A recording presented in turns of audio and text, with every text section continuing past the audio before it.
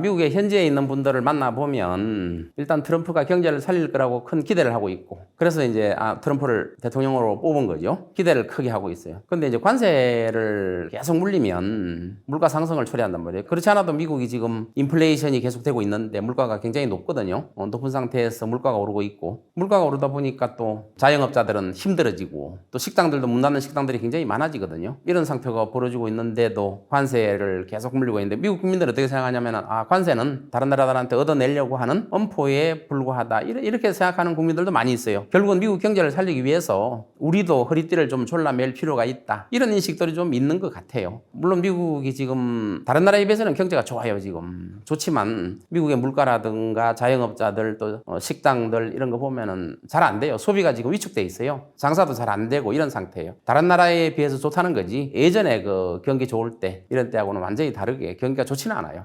미국의 이제 계란 가격이 굉장히 높아요. 한 알에 우리나라 돈으로 1,000원에서 1,500원. 계란 한 개. 너무 비싼 거죠. 그러니까 우리나라에서 지금 뭐 1억 개를 미국에서 수입하느니 그러잖아요. 지금 실제 수입하고 있잖아요. 물론 미국에 지금 계란 파동이 난 거는 조리 독감 때문에 살처분을 많이 하기 때문에 계란이 부족해서 계란 파동이 났는데 이걸 뭐 미국에서는 에그플레이션. 계란 때문에 생긴 인플레이션이다. 에그플레이션이다. 계란값이 계속 오르고 있고 특히 미국은 계란 소비가 굉장히 많잖아요. 샌드위치를 만든다든가 오믈렛을 만든다든가 미국의 음식에는 계란 들어가는 음식이 되게 많아요. 그래서 계란에 대한 수요가 많은데 계란이 공급에 부족하니까 계란값이 폭등하는 현상이 생겼고 우리나라는 계란값이 비싸다고 하지만 미국에 비해서는 뭐 반값, 반의 반값 정도 될 거야 아마. 그래서 미국으로 수출하는 그래서 계란값의 폭등이 일어나고 있고 다른 물가도 많이 오르고 있죠. 소비가 안 좋아졌다는 걸 느껴요. 특히 요즘 그 해고가 많아요. 실직이 많이 일어나고 있어요. 특히 미국 연방정부도 지금 뭐 10만 명 이상을 해고한다고 그러잖아요. 연방정부 공무원들을 한 10만 명 이상 해고를 목표로 해서 실제로 지금 2만 명 정도를 해고를 했죠. 미국은 우리나라보다 연방 공무원에 대한 해고가 좀 쉬워요. 업무 실적이 떨어진다든가 하면은 해고할 수 있을 정도로 뭐 해고가 우리나라보다는 쉬워요. 우리나라는 공무원에 대한 신분이 보장되기 때문에 해고가 굉장히 어렵죠. 미국은 상대적으로 해고가 쉬워요. 공무원들이. 공무원으로 임용된 지 1년 미만짜리부터 해고를 시작했어요. 1년 미만짜리가 해고가 제일 쉽기 때문에 해고를 시작했고 장기적으로 한 10만 명 정도. 미국의 다찌라고 그러죠. DOG 다찌라고 해서 정부 효율부라는 것을 만들어서 효율부 수장이 바로 얼론 머스크잖아요. 무자비하게 공무원들을 해고를 하고 있고 또 사기업체도 많은 해고가 일어나고 있어요. 미국의 사기업체도 해고가 쉽지요. 해고가 우리나라처럼 해고가 어렵지 않고 통보하면 그냥 해고가 되는 거예요. 사기업체는. 공무원은 그거보다는 좀 까다롭긴 하지만 공무원도 우리나라보다 해고가 훨씬 더 쉬워요. 사기업체 같은 경우는 그냥 이유 없이 경영이 어려우니까 나가라 그러면 나가야 돼요. 이런 해고가 일어나다 보니까 소비가 위축되는 거예요. 쓸 돈이 없어지고 외식비가 너무 비싸니까 외식을 안 하고 주로 집에서 해결을 하고 그래서 소비가 굉장히 위축되는 이런 상태가 계속되고 있어요. 중산층이 영향을 제일 크게 받죠. 일단은 뭐 한참 일할 나이에 있는 30대, 40대가 해고가 지금 많이 되고 있거든요. 사기업도 해고가 되고 있고 또 연방정부 공무원도 해고가 되고 있기 때문에 영향을 제일 많이 받죠. 그리고 중산층이 영향을 굉장히 많이 받고 있어요. 미국은 해고가 돼버리면 집을 살 때 보통 모기지로 사잖아요. 원리금을 매달 갚아나가는 그런 형태이기 때문에 해고가 돼버리면 원리금을 못 갚아요. 그래서 직장에서 30, 40대 해고돼버리면 모기지를 못 갚아서 그냥 갑자기 홈리스가 되는 이런 사태가 미국에서 영화에서도 봤을 거예요. 그런 사태가 벌어질 수도 있고 지금 그런 현상이 나타나고 있어요.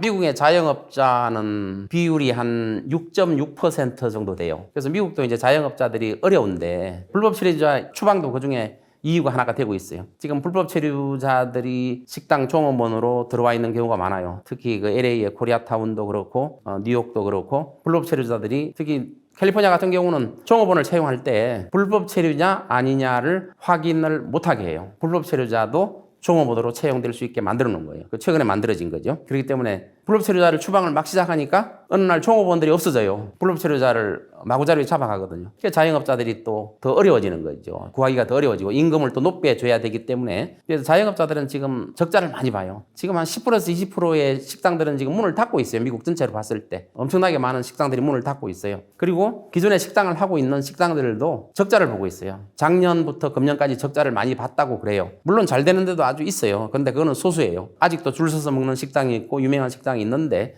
그거는 소수고 많은 식당들이 지금 적자를 보고 있어요. 근데 종업원들한테 임금은 많이 나가잖아요. 미국은 최저임금이 16.5달러인가 그래요. 굉장히 비싸죠. 우리나라 2배가 더 돼요. 그 최저임금이 높기 때문에 임금은 지불해야 되고 또 미국은 팁 문화가 있기 때문에 또 팁을 주잖아요. 그래서 어떤 식당을 제가 갔더니 그 식당에서 식당 주인 자기는 적자를 보는데 종업원은 우리나라 돈으로 한 달에 1,000만 원 이상 가져가더라. 최저임금하고 또 팁은 100% 종업원한테 줘야 돼요. 팁은 주인이 손대면 안 돼요, 법적으로. 손님이 주는 팁은 100% 종업원이 다 가져가는 거예요. 그런 이야기를 하는 걸 봤고, 그리고 이제 폐업을 해야 되느냐 하는 거는 아직도 트럼프 행정부의 정책을 더 보고 지금은 좀 고통스럽지만 경기를 살리지 않겠느냐 이렇게 보고 있습니다. 그리고 이제 많은 미국 분들이 단기간 내에 경기 침체가 찾아올 수도 있다 이렇게 보고 있어요. 이제 과거에 그 바이든 정부 때 사실 돈을 너무 많이 풀었어요. 단기 채권을 막 발행했거든요. 경기를 좋게 해서 선거에 활용하기 위해서. 그 기금이 금년에 9조 달러예요. 9조 달러가 단기 채권 상환 기일이 도래해요. 9조 달러면은 뭐 한 1경이 넘는 거예요. 9조 달러가 도래하기 때문에 이걸 또 갚는 문제가 트럼프 입장에서는 큰 관건으로.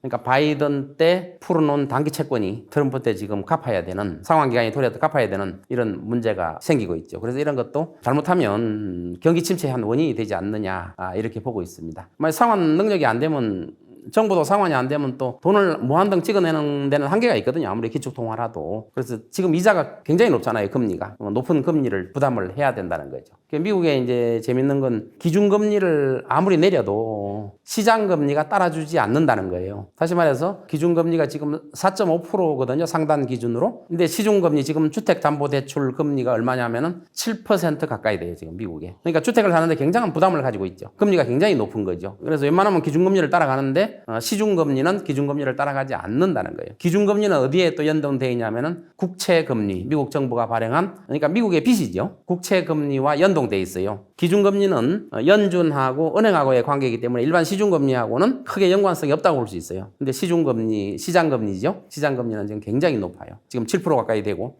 또 상업용 부동산 같은 경우는 8%, 9%, 10%까지 돼요. 금리가. 그래서 금리가 굉장히 아직도 높은 상태고 기준금리만 내린다고 해서 시장금리가 따라서 내려오지는 않아요. 시장금리는 시장 원리에 의해서 또 움직이기 때문에 그래서 아직 금리가 굉장히 높은 상태다. 그래서 부동산 시장도 굉장히 어렵다. 이렇게 보고 있어요. 미국을 다시 위대하게 이런 캐치프레이즈로 당선이 됐잖아요. 그래서 미국을 살리기 위해서 다른 나라와 등을 지더라도 미국을 살리겠다 이런 목표로 했기 때문에 미국 국민들은 지금 상당히 어렵지만 물가도 오르고 또 해고도 자꾸 되고 하는 상황이 어렵지만은 기대를 하고 있어요. 미국을 결국 살릴 것이다. 일부에서는 트럼프가 일부러 경기 침체를 유도하는 거 아니냐. 경기 침체를 한다고 이렇게 보는 시각은 뭐냐면은 금리를 내리고 싶어 해요. 트럼프는. 성장을 위해서를 금리로 내리고 싶어 하지만 가장 큰 이유가 정부의 그 부채 규모가 너무 많아요. 35조 달러예요. 미국 부채 규모가. 35조 달러면은 우리나라 돈으로 한 5경이 좀 넘어요. 뭐 상상도 못하지 5경이라는 거는. 매년 나가는 이자 비용만 1조 달러가 넘어요. 어마어마한 돈이죠. 미국 국방 예산보다 매년 나가는 정부 부채 이자가 더 커요. 너무 많아요. 그럼 이걸 해결하려면 금리가 높아서는 안 되거든요. 이자 부담을 줄이려면 금리를 내려야 되거든요. 근데 연준이 금리를 안 내리고 있잖아요. 금리를 이번에도 동결시켰잖아요. 동결시킨 이유는 연준은 지금 물가 상승을 잡아야 되겠다. 아직도 인플레이 위험이 있다. 그래서 금리를 동결시킨 거거든요. 그래서 트럼프는 금리를 내리기를 원해요. 근데 내리려면 어떻게 해야 돼요? 트럼프 입장에서는. 경기가 침체되면 연준은 금리를 대폭 내릴 수밖에 없어요. 그리고 코로나 사태 때 경기가 엄청나게 침체되니까 제로금리가 됐잖아요. 그것처럼 경기가 침체되면 금리가 연준도 낮출 수밖에 없지요. 근데 지금은 연준은 경기 침체가 그렇게 나타날 가능성이 아직은 크지 않다. 있긴 있지만 이렇게 보고 있어요. 그래서 이번에 금리를 또 동결시켰잖아요. 근데 이제 의도적으로 뭐 트럼프 대통령이 경기를 침체시킨다 이렇게 말하는 분들도 있는데 그거는 좀 너무 나간 것 같고 의도적으로 침체시키기는 힘들겠죠. 만일에 의도적으로 침체시켰다가 이 침체가 단기간으로 안 그치고 장기간 가버리면 경제공황이 와버리는 거예요. 우리가 100년 전에 거의 있었던 경제공황, 무시무시한 10년 동안 세계 경제가 거의 망해가는 그런 경제공황이 또 올 수도 있기 때문에 뭐 일부러 경기 침체를 의도하지는 않겠죠. 그러나 이제 경기 침체가 되면 금리가 떨어지는 건 사실이고 정부 부채가 부담이 줄어드는 건 사실이기 때문에 경기 침체가 되면 금리를 연준은 떨어질 수밖에 없죠. 그래서 아마 일부러 경기 침체를 유도하는 거 아니냐 트럼프 행정부가 이렇게 말하기도 하는 거예요. 실제로 그렇게 의도하지는 않겠죠. 그거는 과대하게 해석한다고 봐야죠. 상업용 부동산은 잘 알다시피 공실이 많아요. 지금 미국 전체 공실은 한 20% 정도 될 거예요. 근데 대도시는 훨씬 더 높아요. 예를 들어서 LA 다운타운 같은 데 30%가 넘어요 이미. 샌프란시스코 35%, 40%에 육박해요. 공실률이. 뉴욕도 거의 30%에 가까이 되고 있어요. 공실이 그 정도 된다는 거는 임대 수입이 안 들어오니까 건물 주인 입장에서는 높은 금리를 부담하고 임대 수입이 들어오지 않기 때문에 고통을 겪게 되는 거죠. 더군다나 이제 미국의 상업용 부동산은 변동 금리예요. 뭐 3년에서 5년 정도뿐이 안 줘요. 주거용 부동산은 30년 고정금리이기 때문에 금리가 높다고 해도 과거에 싼 이자로 모기지를 받은 분들은 안 팔죠. 과거에 뭐 2%대, 3%대 받은 분들은 지금 7% 가까이 된다고 그랬잖아요. 지금 팔았다 새로 사면 높은 금리를 부담해야 되니까 과거에 주택을 가지고 있던 분들은 팔지를 않아요. 그래서 공급이 나오지 않으니까 주택 가격은 이상한 현상으로 올라가는 현상이 생기는 거예요. 공급 부족으로. 안 파니까. 그러니까 대체 수요가 없는 거죠. 교체 수요가. 근데 상업용 부동산은 변동금리예요. 내년까지 상환이 도래하는 모기지가 상업용 부동산의 경우에 2조 달러예요. 2조 달러가 내년에 상환이 도래하기 때문에 그거를 상환을 하려면 이분들이 이제 5년 전에 받았을 거 아니에요. 5년 전에 금리 좀 싸게 좀 받았을 거 아니에요. 근데 상환이 도래하면은 재융자를 받아야 되는데 지금 금리 7% 이상 되는 금리를 부담하고 다시 대출을 받아야 된단 말이에요. 한 3배 가까이 되는 거예요, 금리가. 그러면은 과연 다시 대출을 받아서 그 금리를 부담할 수 있겠느냐? 만일에 공실이 없으면 가능해요. 근데 공실이 너무 많기 때문에 수익도 생기지 않는데 이자 부담이 너무 심해지면 과연 내년까지 2조 달러가 되는 상업용 부동산의 대출 원금을 상환할 수 있겠느냐. 그동안 은행에서는 편의를 봐줬어요. 원래 원리금 균등 상환이거든요. 미국은 코로나 때부터 해서 지금 어려워지니까 이자만 갚아라 이렇게 해줬어요. 이자만. 그 원금 그대로 남아 있는 거예요. 그래서 원금 기간이 도래하는 거예요. 내년에. 그러면 그 큰 원금 기간이 도래했을 때 재융자를 받았을 때 그 금리 부담을 과연 할 수 있겠느냐 하는 게 건물주들의 큰 애로사항이에요. 그래서 아마 내년쯤에 건물들이 또 경매로 나오지 않을까. 실제로 미국에 경매로 나와 있는 건물들이 제법 있어요. 원리금 상환이 도래왔을 때, 대출금 상환 기일이 도래했을 때 이제 더 이상 높은 이자로 못하겠다. 공실도 많고 수익도 생기지 않는데 더 이상 못하겠다 해서 경매로 넘어가서 반의 반값 이렇게 실제로 경매되는 경우가 간혹 신문지상에 나는 걸 봤을 거예요. 굉장히 싸게 되고 있어요.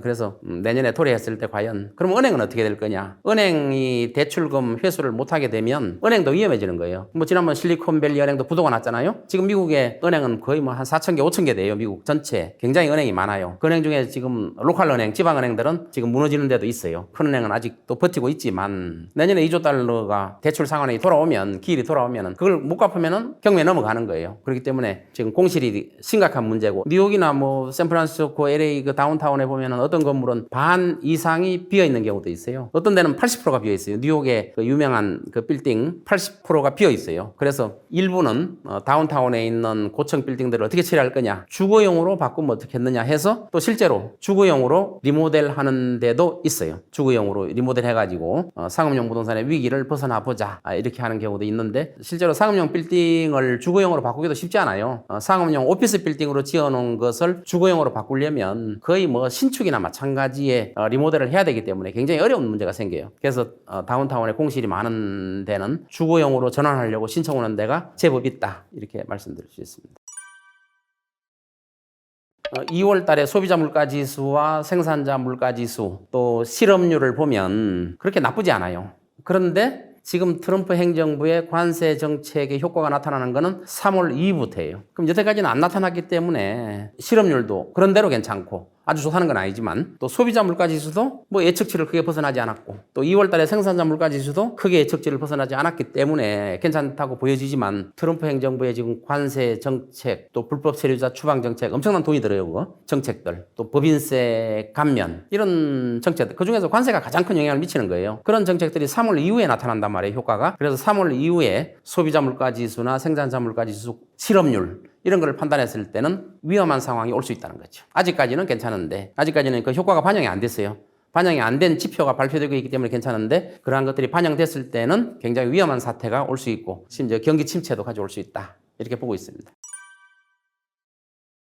미국에 이제 경기가 안 좋다 보니까 유명 브랜드 업체인 타겟도 많은 미국 전역에서 문을 닫고 있고 또 메이시스 백화점도 미국 전역에서 3개 정도 문을 닫고 있고 또 다른 대규모 백화점도 문을 닫고 있어요. 그런데 이제 미국 캘리포니아 같은 경우는 950불 이하로 물건을 훔치면 950불이면 한 120, 30만 원 되는 거예요. 훔치면은 생계형 경범죄로 취급해가지고 체포를 하지 않아요. 구속을 시키지 않아요. 그러니까 물건을 950불 이하는 맘대로 훔치는 거예요. 제가 실제로 이제 LA 다운타운에 메이시스 백화점이 이제 폐업을 해요. 굉장히 할인해서 팔더라고요. 이제 폐업을 한두 달 앞두고 있으니까. 파는데 거기서 어떤 노숙자분이 와가지고 옷을 여러 벌을 들고 그냥 나가는 걸 봤어요. 그런데 지키는 분들이 그냥 보고 있는 거예요. 잡으려는 의지가 없어요. 종업원이 잡아봐야 경찰이 안 잡잖아요. 심지어 뭐 인앤아웃이라고 있죠. 미국에서 유명한 그 햄버거 전문점 인앤아웃인데 인앤아웃은 여태까지 폐업한 데가 한 군데도 없어요. 근데 이번에 그 오클랜드에 있는 인앤아웃이 처음으로 폐업을 했거든요. 그 폐업의 주된 이유가 너무나 절도가 많기 때문에 위험한 지역에 인앤아웃이 있기 때문에 인앤아웃이 이번에 폐업을 했어요. 그래서 우리 미국에 가보면 인앤아웃이 있는 데는 대부분 비교적 괜찮은 동네에 인앤아웃이 있어요. 맥도날드에서 뭐 욕할지 모르겠지만 맥도날드 같은 데는 좋은 지역도 있고 안 좋은 지역도 맥도날드는 다 있어요. 그런데 인앤아웃은 인앤아웃이 있는 지역이다 그러면 좋은 지역이라고 보면 돼요. 거의. 근데 오클랜드는 그건 좋은 지역이었거든요. 근데 거기가 슬럼화되면서 안 좋아지니까 범죄가 일어나니까 인앤아웃이 매장이 폐점을 했어요. 그래서 이런 사유 또 경기 침체, 물가 상승으로 소비 성향의 감소 이런 것 때문에 유명 브랜드 백화점들이 문을 속속 닫고 있어요. 그 닫는 원인 중에 하나도 아까 그 절도를 너무 방치하고 있다는 것 때문에 비교적 안 좋은 동네에서는 폐업을 할 수밖에 없는, 눈물을 머금고 폐업할 수밖에 없는 이런 상태가 생기는 거죠. 이런 것을 직접 목격하고 나니까 돈 주고 사는 분들이 대단하더라고. 줄을 길게 서가지고. 저도 긴 줄에 서가지고 옷 하나 살라고 줄을 서 있었는데 그런 와중에 아주 극소수의 일부 노숙자가 들어와서 옷을 걷어서 가는 걸 보고 그리고 아무도 안 막는 걸 보고 아 이게 캘리포니아의 정책에 문제가 있구나 이렇게 느꼈습니다. 미국에서는 불법 체류자가 잡을 때 무조건 수갑을 채우거든요. 관타나무 수용소로 보낸다든지 또 엘살바도르 무지막지한 수용소로 보낸다든지 이런 엄포를 놓기 때문에 물론 범죄를 저지르지 않은 불법 체류자는 그렇게 하지는 않겠죠. 그러나 불법 체류자는 어쨌든 잡으면 수갑을 채워요. 그래서 LA의 코리아타운 같은 경우도 언제 덮칠지 모른다. 다음 달에 덮친다. 뭐 이런 소문이 무성하기 때문에 불법 체류자들이 불안에 떨고 종업원들은 자취를 감추는 경우도 많이 생기고 지금 상태에서 뭐 불법 체류자 군인들을 동원해서 추방을 시작하고 있고 또 추방의 효과를 높이기 위해서 이번에 그 갱단 출신들을 미국에서 130명인가를 체포를 해가지고 전부 갱단 출신이죠. 엘살바도르로 추방을 했어요. 엘살바도르 교도소로. 엘살바도르 교도소는 악명 놓기로 유명해요. 처우가 안 좋고 뭐 가끔 우리가 방송에서 볼 거예요. 사람 취급을 못 받죠. 온몸을 다 묶어서 거의 짐승 취급을 하는 교도소가 엘살바도르인데 이번에 갱단 출신들 불법 이민자들을 체포해서 엘살바도르 교도소로 넘겼고 엘살바도르는 미국으로부터 돈을 받고 아웃소싱 받은 거죠. 교도소 아웃소싱 받아가지고 엘살바도르로 추방했고 또 범죄를 저지른 또 불법 체류자들은 쿠바의 관타나모 수용소라고 있어요. 이 관타나모 수용소도 테러범들을 수용하는 아주 악명 높은 교도소인데 그쪽으로 보낸다고 계속 입버릇처럼 말하고 있고 또 실제로 이번에 엘살바도르 교도소로 추방을 했어요. 비행기에 싣고 추방했고 이런 효과는 불법 체류자들이 더 이상 들어와서는 안 되고 또 범죄를 저질러서는 안 되고 이런 경고의 효과를 많이 가지고 있죠. 그래서 지금 불법 이민자들이 많이 숨고 지금 미국의 불법 이민자가 정확한 통계는 나오지 않지만 한 2천만 명 넘는다고 그래요. 엄청나죠. 그 불법 체류자들을 추방하는 과정에서 트럼프 행정부는 심지어 법률을 뭐 위반할 정도로 강력하게 심지어 이번에 엘살바도르 추방할 때는 법원에서 추방을 하지 말라는 법원에서 명령까지 있었어요. 근데 트럼프는 그냥 엘살바도르 비행기를 그냥 띄워서 추방을 해버렸죠. 물론 명분은 뭐 미국령을 이미 떠난 상태에서 법원에서 요청이 왔다 이렇게 이야기하지만 이처럼 그 강력한 행정명령을 가지고 진행하고 있고 또 법원 위반되면 나중에 소송으로 해결하라 뭐 이런 식으로 해서 추방을 진행하고 있습니다. 또 뭐 최근에 알다시피 출생시민권제도 미국에서 태어나면은 미국 시민권을 받거든요. 이러한 것도 금지해야 되겠다. 미국에서 태어났다고 해서 무조건 시민권을 주는 게 아니라 불법 체류자들 부모에서 난 신생아는 미국 시민권을 줘서는 안 된다. 이런 출생시민권 제도도 손본다고 공언하고 있습니다. 물론 이러한 것들은 다 법에 나와 있는 거기 때문에 법률 개정을 거쳐야 돼요. 바로 시행할 수 있는 건 아니고. 일단 트럼프를 위한 변명을 먼저 한다고 그러면 트럼프는 경제인입니다. 머스크도 역시 경제인이고 트럼프는 그러니까 정치를 경제적인 시각에서 바라봅니다. 그렇게 보면 지금 사실 미국이 상당한 경제적 위기입니다. 지난해 2024년 2.8% 나홀로 성장을 했지만 내용을 들여다보면 건강하지 못하거든요. 그건 뭐냐면 강달러를 배경으로 수입이 많아지고 소비가 많아진 거죠. 그게 이제 주요한 역할을 했거든요. 근데 미국의 지금 고민은 뭐냐면 쌍둥이 적자, 재정 적자와 무역 적자입니다. 그러니까 지난해 미국의 무역 적자는 약 9,200억 달러 정도 되고요. 어마어마하죠. 그리고 재정 적자는 36조, 그러니까 국가 부채죠. 36조 1,000억 달러. 이건 의회가 상한선을 정해놓거든요. 36조 1,000억 달러면 5경이 넘습니다. 우리 돈으로. 이미 1월 달에 국가 부채는 상한선에 도달했어요. 그러니까 디폴트 상황이죠, 사실은. 근데 지금 이제 미국 재무부가 가지고 있는 현금이나 기타 자산으로 버티고 있고, 이게 만일에 다 소진이 되면 디폴트입니다. 근데 이제 미국은 그걸 벗어날 수 있는 게 기축통화이기 때문에 달러를 찍어넣으면 되는 거거든요. 그러니까 모든 미국의 대통령들은 집권하자마자 의회와 싸웁니다. 그 국가 부채 한도를 올려달라고. 그럼 문제가 해결되니까요. 이게 악순환입니다. 거기다 미국은 인플레이션 때문에 고금리거든요. 4.5% 내외의 고금리. 그러면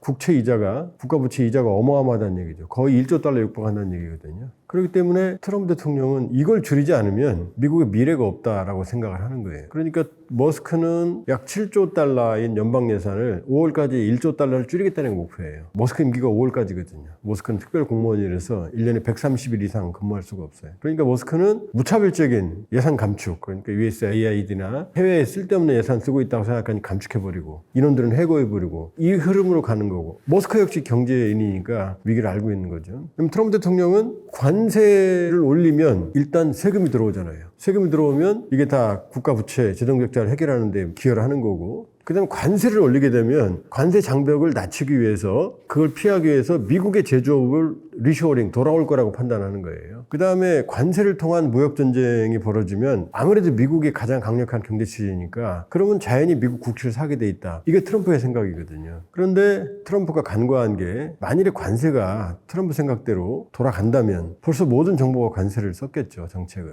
일단 관세를 매기게 되면 미국의 물가가 단기적으로 올라갈 수밖에 없어요. 수입 물가가 올라가는 거죠. 미국은 수입품을 마음대로 사다가 쓰는 게 미국 풍요로운 자본주의의 핵심적인 비결이었거든요. 그러면 관세를 올리면 물가가 올라갑니다. 그 다음에 트럼프 대통령이 관세의 장벽을 없애기 위해서 미국으로 제조업이 들어올 거다 그러는데, 중국의 경우 미국은 중국보다 제조업 비용이 5배 정도 됩니다. 5배 정도. 인도보다는 10배쯤 돼요. 왜냐? 미국은 기본적으로 1인당 GDP가 8만 불이 넘거든요. 그러면 5배나 비싼 미국으로 중국의 제조업이 옮겨갈 리가 없죠. 인도의 제조업이 올라갈 리가 없죠. 한국보다도, 한국은 한 1.3, 1.5배 높거든요. 미국이. 한국은 부동산 가격이 너무 높아요. 이미 우리 인건비도 많이 올랐고. 그런 상황이면 제조업 리쇼어링이 안 되죠. 그 다음에 이 제조업이 들어간다고 하더라도 미국은 제조업 기반이 지금 밸류체인이 지금 끊어져 있거든요. 여기저기. 그러면 회사가 들어간다고 하더라도 그 회사만 살아남는 게 아니라 나머지, 예를 들어서 자동차를 만든다고 그러면 타이어도 필요하고 금속도 필요하고 페인트도 필요하고 소프트웨어도 필요하고 다 필요한데, 이게 다 높은 상황에 지금 유지가 되니까 들어갔을 때 제조업체들이 수지 타산을 맞출 수가 없는 거죠. 또 하나 더 큰 문제, 가장 큰 문제는 뭐냐? 트럼프의 언어는 정치인의 언어가 아니라 경제인의 언어거든요. 경제적인 시각으로 보거든요. 근데 관세는 정치의 문제입니다. 왜냐? 관세를 막게 되면 맞은 나라는 국내 정치적인 문제를 비하하거든요. 국내 여론이 악화되고 그 관세에 굴복을 하게 되면 국내 정치적 기반이 취약하고 실각을 하게 되거든요. 그러니까 이 관세 정책에 맞서 이기면은 정권이 살아남는 거고, 만일 지게 되면 지지율이 하락하고 정권을 뺏길 수도 있는 거거든요. 그러니까 멕시코 시엠바움 대통령이 바로 그걸 보여주는 거죠. 그러니까 버티니까 지지율이 폭등하는 거고, 그러니까 관세 싸움이 되게 되면 결과적으로는 국내 정치적 기반을 유지하기 위해서 트럼프와 충돌할 수밖에 없어요. 그러면 트럼프 대통령은 어떻게 생각하냐면, 단기적으로는 타격이 불가피하다, 하락을 할 거다. 그러나 각국이 협상을 요구해 올 거고 결국 미국의 관세 정책이 이길 거니까 이렇게 반등을 할 거다. 그러니까 경제는 V자 곡선을 올릴 거다. 단기적인 침체, 그다음에 중장기적인 상승, 이렇게 생각했거든요. 근데 잘못하면 단기적인 하락 국면으로 가서 이게 L자로 갈 수 있거든요. 계속해서. 그러면 미국 국민들이 참느냐? 안 참죠. 미국에서 미국 국민들이 가장 원하는 건 민주당이든 공화당은 상관없이 풍요로운 소비, 그다음에 중산층을 만족시킬 수 있을 만큼의 어떤 물가의 수준인데, 이미 물가는 고물가로 가고 있거든요. 바이든 민주당 정부 해리스 후보가 패배한 이유 중에 하나도 거시경제 지표는 좋았어요. 나쁘지 않았어요. 실업률이라든지. 그런데 물가가 높았거든요. 그러니까 임금은, 월급은 타는데 외식을 못하고 휴가를 못 가는 거죠. 그게 불만이었거든요. 그러니까 트럼프에 기대해 본 거죠. 그러나 오히려 더 고통스러운 지금 인플레이션으로 갈 수밖에 없거든요. 그러니까 트럼프 대통령은 경제로 보니까 결국은 자기가 이길 거다 그러는데 정치는 아니거든요. 그 긴 시간 동안 유권자들이 참지 않거든요. 만일에 5년, 10년 참아준다 그러면은 저도 경제 문제 해결할 수 있어요. 그러나 정치는 그게 아니거든요. 경제적 관점으로 보면 자기가 이긴다는 신념이 있지만 이 사회에 정치가 개입하거든요. 원래 미국은 집권은 2년이면 중간선거거든요. 당장 머스크조차 트럼프와 결을 같이 했던 머스크조차 관세 정책에는 반발하는 거죠. 인식은 같이 하고 있지만 그렇기 때문에 트럼프의 관세 정책은 쉽게 말하면 뻥이 아니었고 예고된 거다. 그러나 그런 트럼프라는 경제인의 시각, 경제적인 언어를 구사하는 트럼프 방식이다. 그러니까 지금 현재 볼 때는 불확실성을 처리한다. 더 큰 문제는 뭐냐면 트럼프 대통령이 신뢰를 잃고 있다는 거예요. 자본주의에서는 신뢰, 그 다음에 미래에 대한 확실성, 그 다음에 예측 가능성이 제일 중요하거든요. 근데 트럼프 대통령 계속 말을 바꾸거든요. 그러니까 관세 협상을 해도 언제 또 등을 맞을지 모르거든요. 그러니까 트럼프 대통령의 가장 큰 패착은 신뢰할 수 없는 미국, 신뢰할 수 없는 트럼프라는 현상을 지금 만들고 있다. 그러면 지금 미국이 중심이 됐던 세계는 흔들리는 거고 트럼프 대통령은 미국이 세계를 지탱하는 비용을 줄여서 미국의 재정적자, 무역적자를 줄이겠다는 건데 그러나 결과적으로는 이게 경기 침체로 가게 되면 트럼프 대통령 생각할 때는 세수 증대가 아니라 오히려 더 악화된 상황으로 갈 수가 있다.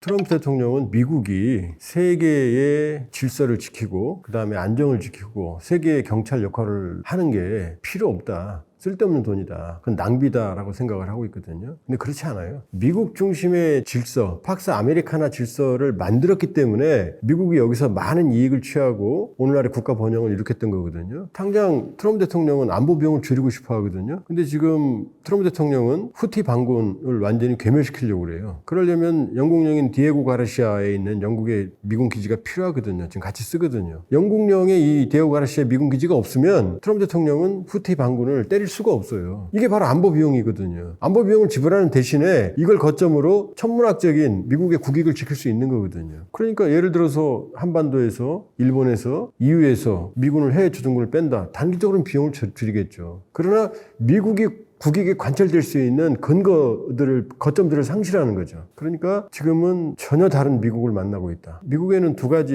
흐름이 있습니다. 하나는 국제주의. 국제 질서를 미국이 지키는 것이 미국의 국익이다. 아니다.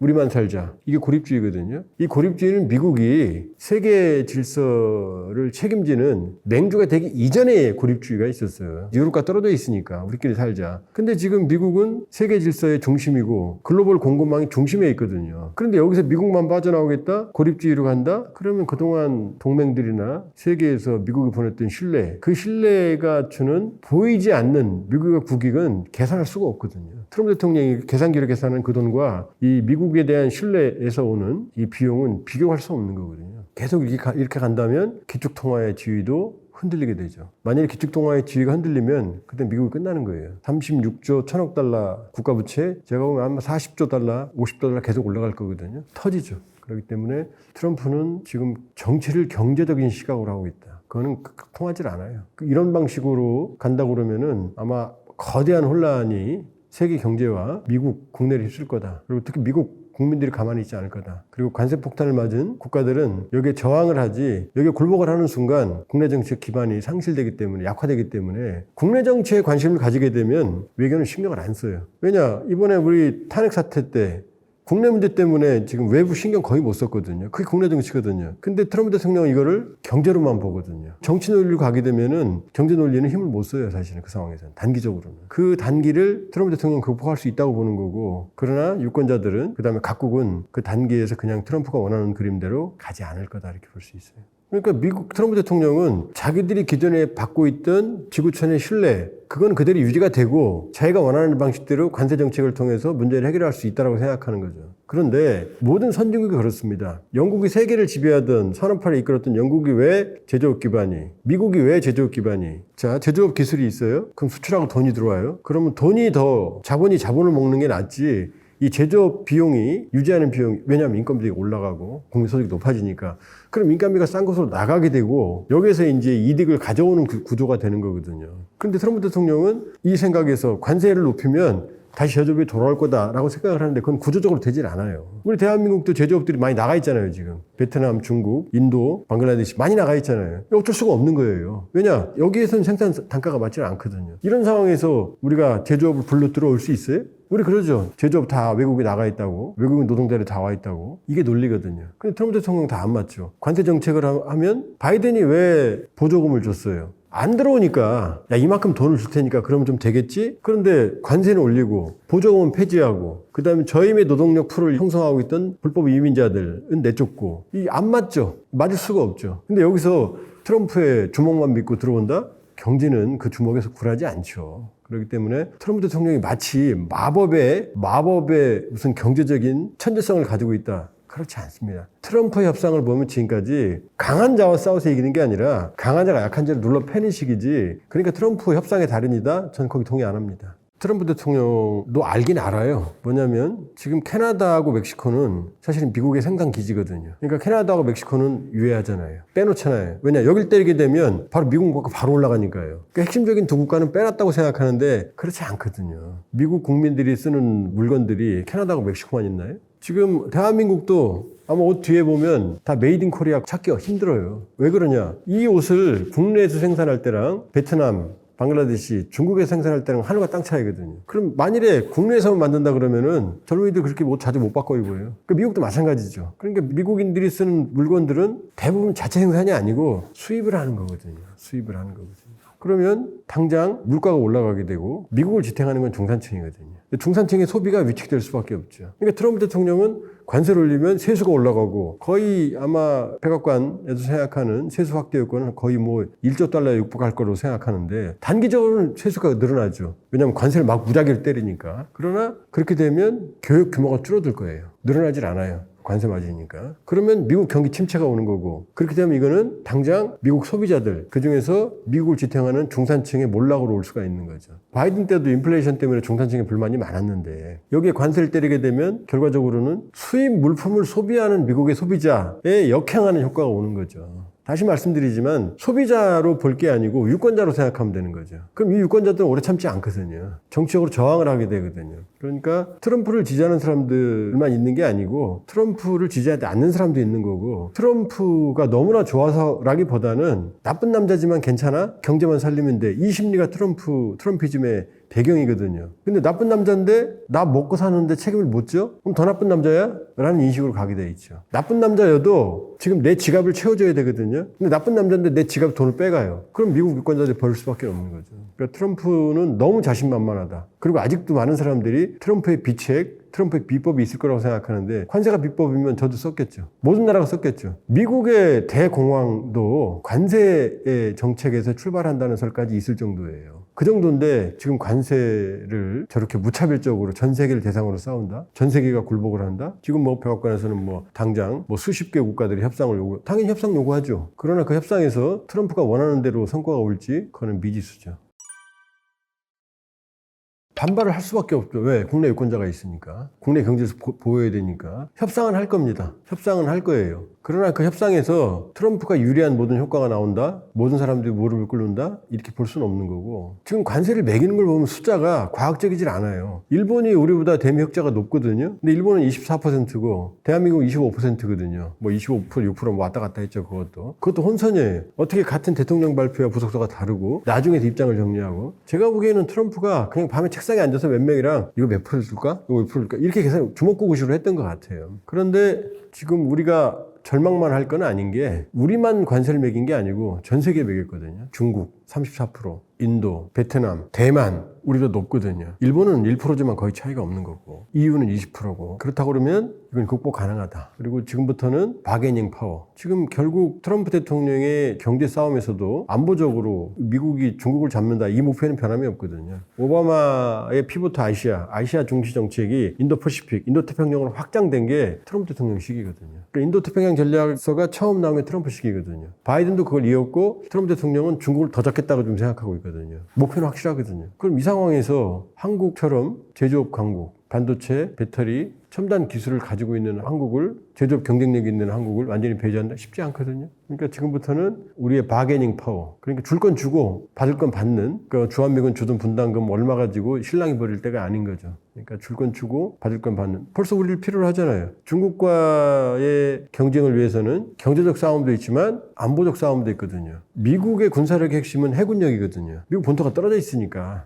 미국 전쟁 헐리우드 영화 보면 항상 사고 터지면 항공모함이 가잖아요. 님치급 항공모함 전단을 10개나 가지고 있거든요. 그런데 미국을 상징하는 해군력, 이 해군력이 이걸 맞서기 위해서 중국도 함정을 찍어내고 있거든요. 함정 척수는 이미 중국이 5, 60척이 많아요. 근데 미국은 질적으로는 앞서지만 노후화되고 있거든요. 그 다음에 미국의 조선업이 이 신조 함정을 만들 만한 기술력, 노동력, 경쟁력에서 딸리거든요. 이걸 해결할 수 있는 게 한국이거든요. 그러니까 이미 미국 함정을 수리하기 시작했고 우리가 신조 함정도 한국이 가장 매력적이거든요. 구축함도 우리가 선체는 더 잘 만들어요. 그러면 한국이 필요하죠. 한국이 필요할 수밖에 없죠. 이미 손 내밀고 있잖아요. 트럼프가 한국 조선업 여러 번 얘기했잖아요. 온 적도 있어요. 그 다음 중국과 그러면 붙으면 해전에서만 붙느냐, 해상에서만 붙느냐? 아니거든요. 육지에서는 붙지는 않지만 일본의 주일미군은 섬에 있지만 주한미군은 땅에 있거든요. 만주에 붙어 있거든요. 그럼 주한미군은 만일에 미중이 충돌하는 시나리오에서는 북한을 뚫고 만주로 넘어갈 수 있거든요. 가능하죠. 그러면 주한미군은 결과적으로는 중국군의 상당한 몇 개의 군단을 동북 삼성 쪽에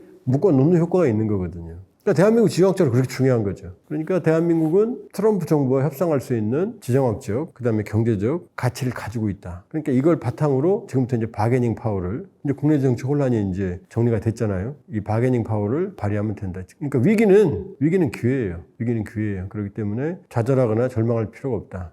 지금부터는 이제 우리의 외교력, 정치력, 차기 정부가 어느 방향이 되든 간에 그 점을 분명히 알고 있어야 됩니다. 우리의 경쟁력, 우리의 전략적 가치, 이 두 가지에 대한 확신을 가지고 이제는 노라고 말할 수 있는 그런 자신감을 가지고 미국하고 협상을 해야 된다. 이렇게 볼 수 있어요.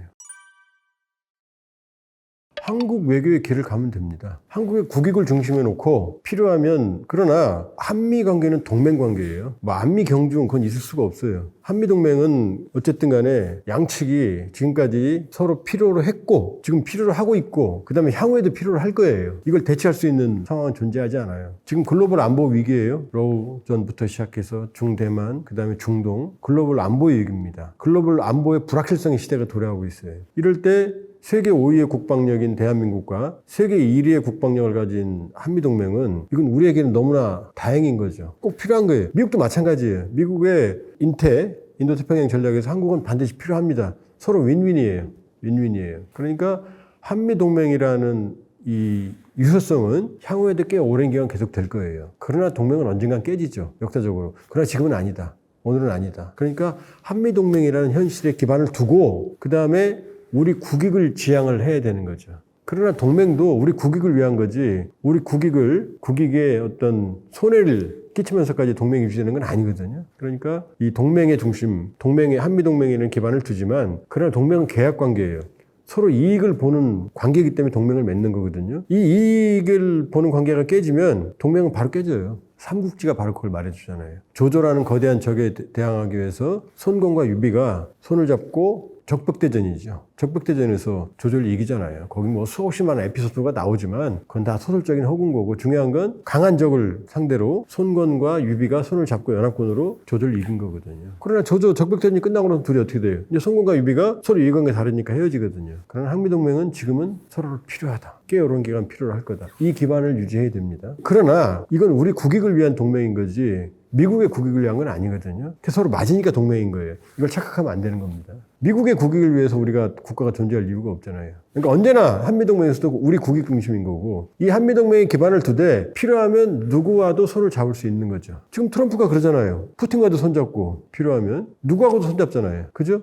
동맹이어도 필요하면 압박을 하잖아요. 그러니까 우리 역시 트럼프식으로 해야 됩니다. 그러니까 트럼프도 동맹을 버리진 않을 거예요. 그러나 그 동맹 관계를 효과적으로 활용하는 게 트럼프라면 우리도 동일하게 해야 되는 거죠. 대한민국 국익을 중심에 놓고 봤을 때 중국과의 관계가 필요하다 그러면 유지하는 거고 그러나 중국과의 관계가 한미동맹과 대한민국의 국익을 흔들 정도다 그럼 그땐 조절해야 되는 거죠. 선택의 문제가 아닌 거예요. 그러니까 엄밀히 보면 한미동맹도 사실은 용미의 자세를 가져야 되는 거죠. 동맹은 사랑이 아니니까. 동맹을 이용해야 되는 거죠. 동맹에 종속돼서는 안 되는 거죠. 트럼프 대통령이 정확하게 모험적인 답안을 보여주고 있잖아요, 지금. 동맹을 활용하는 거잖아요. 그럼 우리 역시도 그래야 되는 거죠.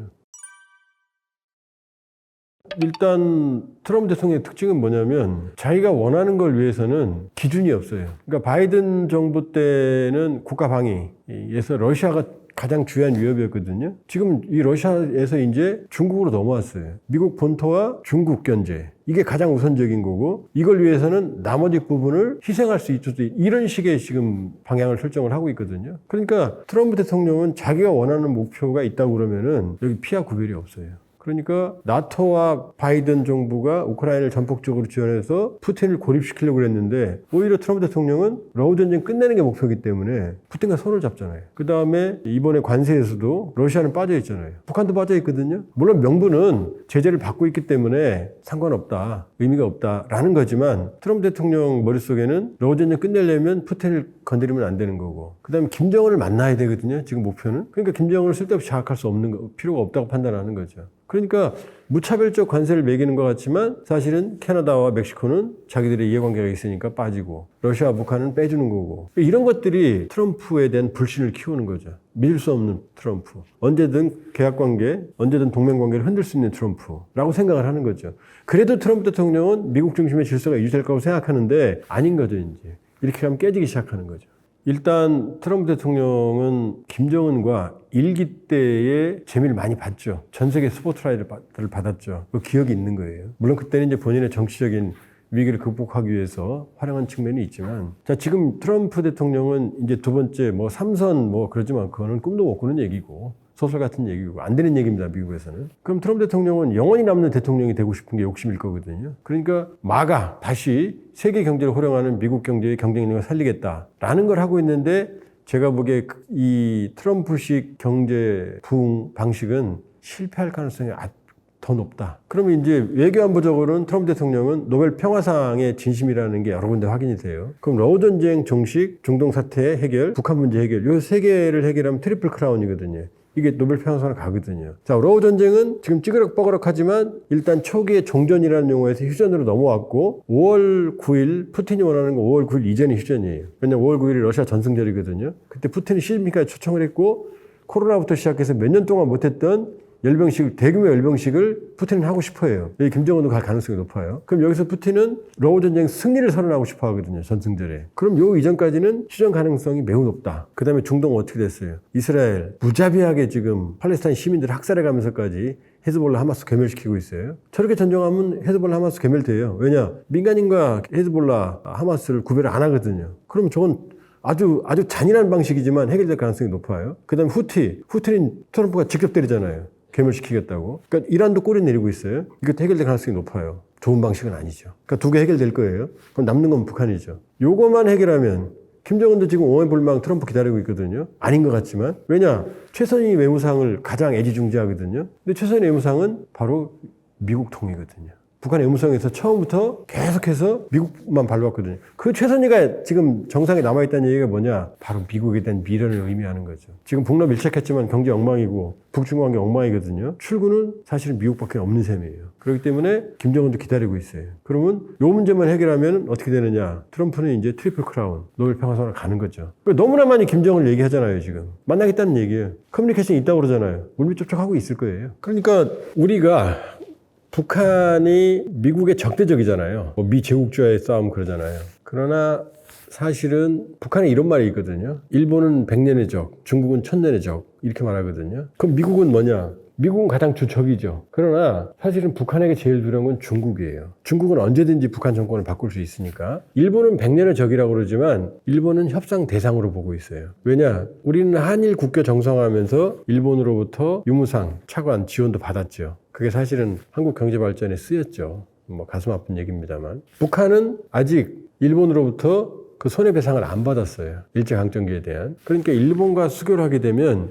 100억 달러에서 300억 달러에 달하는 북한 경제 규모로 봤을 땐 천문학적이에요. 우리를 보면 아마 체감으로 치면 거의 1조 달러쯤 될 거예요. 그 정도의 수교 배상금을 받게 돼 있거든요. 이걸 원하죠. 이것만 받아도 김정은으로서는 숨통이 트이니까. 그럼 일본은 왜 관계 정상을 원하느냐? 일본이 납치자 문제. 북한이 일본인들을 강제로 불법적으로 김정일 시기에 납치해갔거든요. 고이즈미 전 총리는 그것 때문에 북한까지 방문했고 김정일과 합의까지 한 적이 있거든요. 근데 이제 메구미 씨 유골이 가져간 유골이 가짜고 뭐 문제 때문에 꼬이고 지금 일본에서는 일본 총리의 가장 큰 과제로 납치자 문제 해결을 원해요. 북핵 문제보다 오히려 납치자 문제 해결을 더 원해요. 그러니까 일본 모든 총리의 꿈은 납치자 문제 해결이에요. 일본 총리의 이 양복 깃을 보면 여기에 블루 리본이 달려 있거든요. 자세히 찾아보세요. 매번 달고 나옵니다. 기시다 총리는 양쪽에 달고 나온 적도 있어요. 그 블루가 뭘 의미하느냐? 동해를 의미합니다. 그럼 뭘 의미하느냐? 북한에 잡혀간 일본인들이 그리워하는 고향의 색깔이 바로 그 블루 리본이에요. 그 블루 리본이 일본인 납치자 문제를 상징하거든요. 모든 총리의 깃에 보면 그 블루 리본이 달려 있어요. 그러니까 일본인 납치자 문제만 해결하면 그 정권은 장수합니다. 영웅이 되는 거예요. 그러니까 정치적으로 모든 일본 총리는 그걸 해결하고 싶어 하죠. 기시다도 그렇고 이시바 총리도 관심이 있어요. 아마 방북도 할 거래요. 그러나 더 큰 속셈은 뭐냐? 일본은 한반도 통일을 원하지 않거든요. 만일에 일본과 북한이 관계를 개선하고 수교를 되면 한반도의 영구 분단을 관리할 수 있거든요. 일본의 속셈이거든요. 그러니까 일본과 북한은 언제든지 만나려는 의도를 가지고 있어요. 근데 여기 막힘돌이 있죠. 미국과의 관계가 해소가 돼야 되는 거죠. 북한이 미국과의 관계 해결 없이 일본과 관계 개선, 수교는 불가능하거든요. 그러니까 결과적으로 북한은 김일성이 94년 7월 8일 날 죽거든요. 6월 달에 카터를 불러옵니다. 카터 부부를. 대동강 선상에서 카터와 김일성 부부가 선상 파티까지 합니다. 그리고 7월 8일 날 죽지만 7월 25일 날은 김영삼 대통령과 정상회담을 앞두고 있었어요. 그럼 뭐죠? 김일성은 미국과 남북미 관계를 동시에 해결할 생각이 있었던 거죠. 그 다음에 김정일 정권 때는 어떻게 했죠? 6.15 정상회담. 그 다음에 노무현 대통령과 2007년 14선언. 남북관계 개선을 하려고 그랬어요. 미국과는 끝없이 비핵화 협상을 했죠. 김정은은요. 2018년 소위 한반도 평화 프로세스 때 4.27 판문점 회담, 6.12 싱가포르 회담, 2019년 2월 하노이 회담, 남북미 접촉을 했잖아요. 그러니까 미국과의 관계를 개선하지 않으면 안 된다는 게 김일성, 김정일, 김정은의 생각이에요. 겉으로는 으르렁거리지만 사실 속셈은 김정은은 오매불망 트럼프의 러브레터만 기다리고 있는 거죠, 지금. 러시아하고 협력하잖아. 러시아는 산업이 없거든요. 북한의 미래가 아닌 걸 알고 있거든요. 그러니까 김정은의 속셈은 미국이다. 미국과의 관계 개선하고 연락사무소, 북미 연락사무소 설치하고 일본과 수교하고 일본과의 관계 개선하고 돈 받고 이러면 김정은은 날개를 다는 거거든요, 사실은. 우리한테는 좋은 시나리오는 아니죠. 여러 가지 복합적인 시나리오죠. 그러니까 김정은은 트럼프의 러브레터를 기다린다. 그런데 한번 기차 타고 60시간 하노이 가봤는데 폭삭 속았수다거든요, 거기서. 정말 허전하게 돌아왔거든요. 그러니까 이번에는 삐져있는 채 하는 거죠. 확실하게 안 해주면 나 안 나갈 거야. 형이 확실하게 보장해야 돼. 이거죠, 지금. 그러니까 계속해서 트럼프 대통령이 던지는 시그널에는 답을 안 하죠. 왜냐? 한번 당해봤거든. 이번에는 속았수다 하기 어렵거든요. 그러니까 확실한 걸 가져와라. 내가 원하는 걸. 북핵을 인정해라. 그 다음에 부분 비핵화와 제재 해제. 요걸 지금 기다리고 있는 거예요. 그러니까 트럼프 대통령이 뭐라고 말해요? 완전한 비핵화, 완전하고 검증 가능하고 CVID, 불가역적인 비핵화. CVID 이 얘기를 안 하잖아요. 뭐라고 말해요? 뉴클리어 파워야, 뉴클리어 네이션이야, 핵무기 많이 가졌어. 김정일이 되게 좋아하는 얘기 해주는 거죠. 너 인정해 줄 거야 라는 식의 얘기를 계속 하는 거죠. 근데 국제법적인 핵보유국은 뉴클리어 웨펀 스테이트거든요. 그 얘기는 안 써요 또. 뉴클리어 파워야, 뉴클리어 네이션이야, 핵무기 많이. 요 얘기 쓰는 거예요. 이건 비공식적인 용어예요. 인정해 줄 것처럼 하지만 국제법적인 용어는 아니에요. 그러니까 뉴클리어 웨펀 스테이트는 딱 5개 나라입니다. 유엔 상임이사국 5개. 미국, 영국, 프랑스, 중국, 러시아. 핵무기도 가졌고 국제법적 영향력도 있고 인정도 받고 안보리 상임이사국 5개. 요 용어는 아니거든요. 그러니까 미끼를 탁탁 던지는 거죠. 그러니까 트럼프식으로 상당히 뭐라고 그럴까? 영리한 화법을 쓴다. 우리 손 섬뜩하죠. 뭐? 핵무기 인정해 주는 거야? 우린 쫑긋하죠, 지금. 머리가 쭈삣하죠. 요 상황이에요, 지금. 안녕하십니까. 머니인사이드 구독자 여러분, 명지대학교 실물투자분석학과의 박정호라고 합니다. 반갑습니다. 사실 미국 재정이 굉장히 열악한 상황입니다. 2025년 기준으로요, 미국 연방정부가 갚아야 될 국채의 이자, 원금도 아니고요, 이자만 미국 국방부 예산보다 더 많습니다. 야, 원금도 아니라 이자를 위해서 납부해야 될 돈이 국방부 예산보다도 더 많은 상황이라면 이거 정말 빨간불이 켜진 상황이거든요. 그렇다면 이 돈을 어디서 징수해서 납부할 것이냐, 여기에 대해서 미국 정부는 선택을 한 것 같습니다. 바로 전 세계 가장 큰 소비 시장을 가지고 있는 미국에서 장사하고 싶은 나라들에게 징수하겠다, 이렇게 표현할 수 있을 것 같아요. 따라서 관세, 관세를 통해서 일부라도 해결할 수 있는 단초를 만들어보자 이렇게 생각한 것 같은데요. 물론 지금 현재 미국의 국세 수입 중에 관세가 차지하는 비중은 2% 수준에 불과합니다. 하지만 그건 지금까지의 관세 레이트를 바탕으로 2%라고 말씀드린 거고요. 지금처럼 고강도의 관세율 그리고 상호 관세 등을 부과하게 될 경우 미국 국세 비중에서 관세가 차지하는 비중은 훨씬 더 높아질 가능성이 많습니다. 지금 현재 미국은 관세를 통해서 부족한 세 수입을 일부 벌충하기로 결정한 것으로 보여집니다. 사실 관세가 부과됐었을 때 미국과 교역 규모가 크지 않은 나라에게 관세를 부과해봤자 입장료로 거둘 수 있는 금액은 미비하겠죠. 따라서 미국에게 적지 않은 교역을 하고 그 교역을 통해서 적지 않은 이익을 가져가는 국가에게 관세를 부과했었을 때 당연히 관세 부과의 명분도 있을 것이고요. 또 거기에 대한 효과성도 있겠죠. 따라서 앞으로 국가마다 구체적으로 숫자를 달리해서 관세율을 적용하겠다라고 했었을 때 당연히 영순위는 미국과 교역을 많이 하면서 막대한 무역수지 흑자를 기록한 국가들이 대표적으로 영순위로 검토되는데요. 중국은 이미 트럼프 1기와 바이든 때를 거쳐가면서 정말 고율의 관세를 적용받고 있습니다. 거기에다가 추가로 더 애드한 관세율이 적용될 것으로 보여지고요. 따라서 가장 압도적으로 높은 관세율을 적용받는 국가는 당연히 중국이라고 할 수 있고요. 그 다음으로 높은 관세를 적용받을 것으로 점쳐지는 후보국들은 유럽, 일본, 한국 이런 국가들, 즉 만성적으로 미국의 무역수지 흑자를 기록해왔던 국가들에게 추가적인 관세 압박이 전개될 것으로 보여집니다. 많은 분들이 관세를 내야 된다, 관세를 우리 한국이 이제 떠안게 됐다 이런 표현을 듣다 보니까 마치 우리나라 기업이 미국에 갈 때 항구에서 저 현대자동차인데요, 삼성전자인데요, 여기요 하고 들어간다고 생각을 하시는 경우가 있는데요. 사실 관세라고 하면 어느 나라의 제품이든 간에 이걸 수입해다가 내국에다 판매하는 그 수입상들이 있을 거 아니겠습니까? 이 수입상이 사실 관세를 부과받게 됩니다. 그러니까 한국 자동차든 아니면 한국의 가전제품이든 이걸 수입해 오는 수입상, 미국 내의 수입상이 이걸 관세를 납부하게 되는데, 그런데 어느 상인이, 어느 비즈니스맨이 자기에게 추가적으로 떨어진 비용을 자기가 감내하는 사람이 얼마나 될까요? 대부분 전가하겠죠. 그럼 어디에 전가하냐? 당연히 소비자들이 사는 물건에 자기가 낸 관세만큼을 전가할 가능성이 높습니다. 그래서 요즘 미국 내에서 관세 부과하면 소비자 가격만 올라가기 십상인데 그러면 물가 올라간다 이런 소리가 많이 나오는 대목이 바로 이 맥락에서 있는 겁니다. 자, 그렇다면 여기서 자연스럽게 우리가 한 가지 쉽게 유추할 수가 있게 되는 게 있죠. 한국산 제품에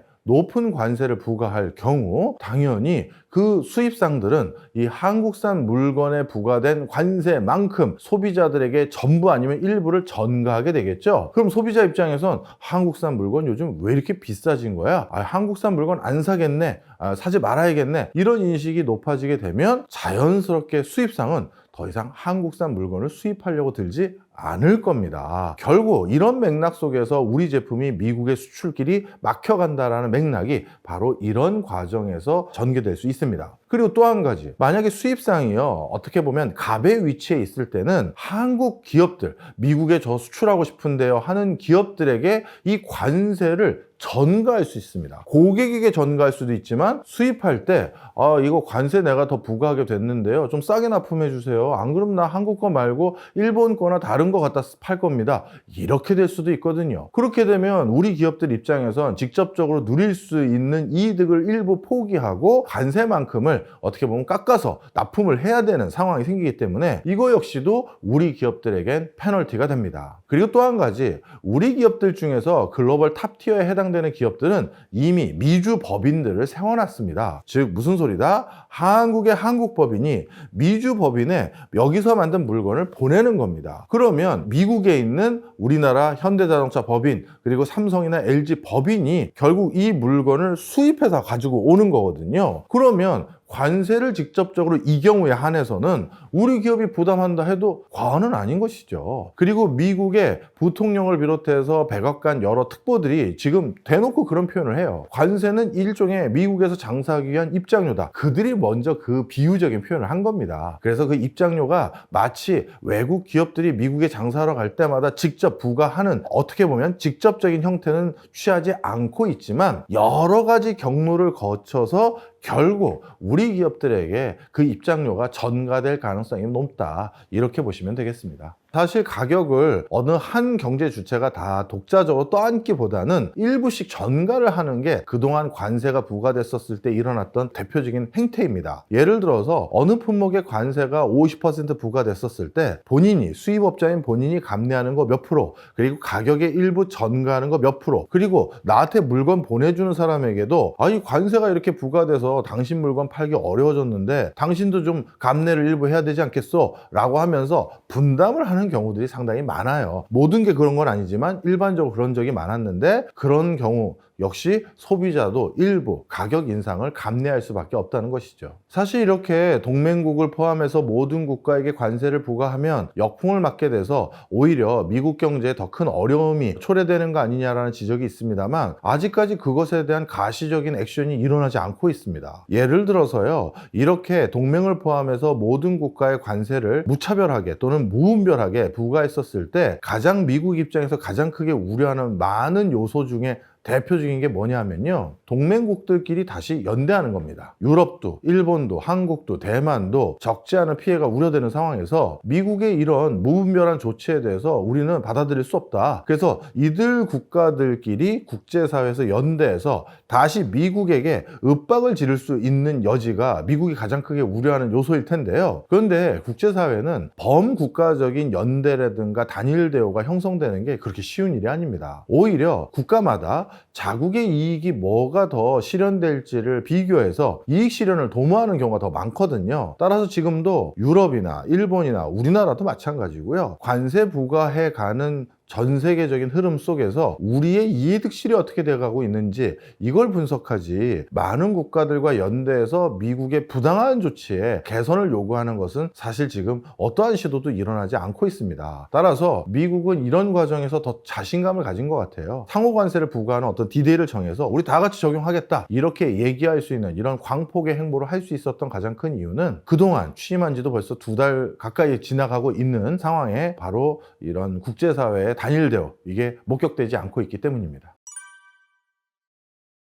사실 정치 진영이 양극단으로 가거나 국가 간에 대립이 있고 반목이 있었을 때 가장 피해를 보는 건 무조건 서민입니다. 예를 들어서 나름대로 충분한 자금 여력이 있거나 중산층 이상의 사람들 같은 경우는 대응 여력이 있고요, 나름대로 감내할 수 있는 여지가 많습니다. 예를 들어서 엔겔 지수라고 하는데요, 자신의 소득에서 특히 식료품, 먹는 거라든가 기본적으로 생활을 하는데 소비하는 소비 지출의 비중, 이게 이제 중요한데요, 상대적으로 저소득층은 자기가 번 돈에서 자기가 그냥 생활을 유지하는데, 생계를 유지하는데 지출해야 되는 비중이 상대적으로 높겠죠. 예를 들어서 일론 머스크나 트럼프 같은 슈퍼 리치들 같은 경우 자기가 월간 벌어들인 소득 중에서 의식주를 해결하는 데 쓰는 돈이 뭐 10%도 안 될 겁니다. 엄청나게 호화로운 의식주 생활을 한다 하더라도 그 비중이 얼마 안 되겠죠. 하지만 일용직 근로자들이나 영세민이라든가 소득이 낮은 사람들은 사실 월급 받아서 주거비, 식사비, 기본적인 피복비 이런 거 다 지출하고 나면 저축할 수 있는 비중이 굉장히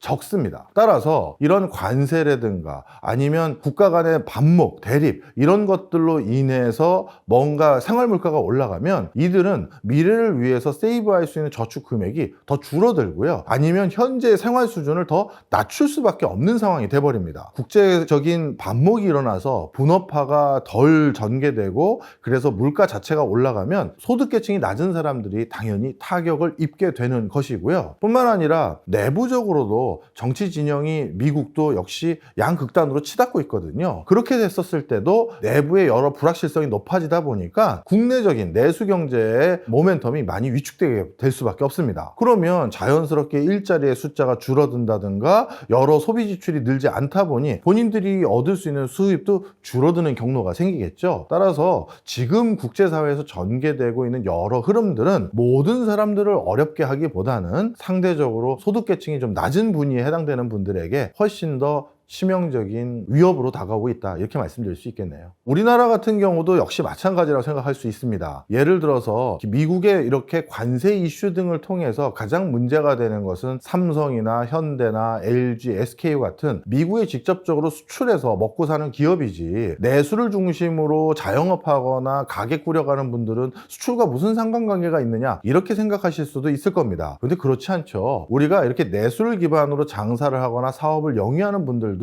가장 큰 손 고객은 수출을 통해서 먹고 사는 대기업들, 중견기업들, 또 벤더사들이 바로 가장 큰 손 고객이라고 할 수 있습니다. 우리 가게에 저녁 때 우리 전 직원 회식하니까요, 오늘 50인분 부탁합니다, 이렇게 큰, 어떻게 보면 저녁 회식거리라든가 아니면 직장 동료들끼리 밤에 와서 오늘은 내가 쏠게 하면서 아주 호쾌하게 회식하고 갈 수 있는 큰 손 고객들은 역시 소득 수준이 높은 회사에서 일하고 있는 근로자들이겠죠. 그런데 그런 곳에서 뭔가 소기의 성과를 내지 못한다라고 하면 그들의 소비 여력도 줄어들 뿐만 아니라요, 그 회사가 발주해서 납품을 받고자 하는 중소기업들도 뭔가 예전만 못한 성과를 거두게 됩니다. 따라서 그런 회사들에 종사하고 있는 임직원들도 급여가 줄거나 아니면 성과급을 못 받기 때문에 이것도 직접적인 내수경제의 불확실성 요인입니다. 이런 것들이 흘러 들어가서 결국 가장 마지막에 쌓이는 곳은 소득 수준이 낮은 곳에 많이 쌓이게 되는 게 지금의 상황이죠.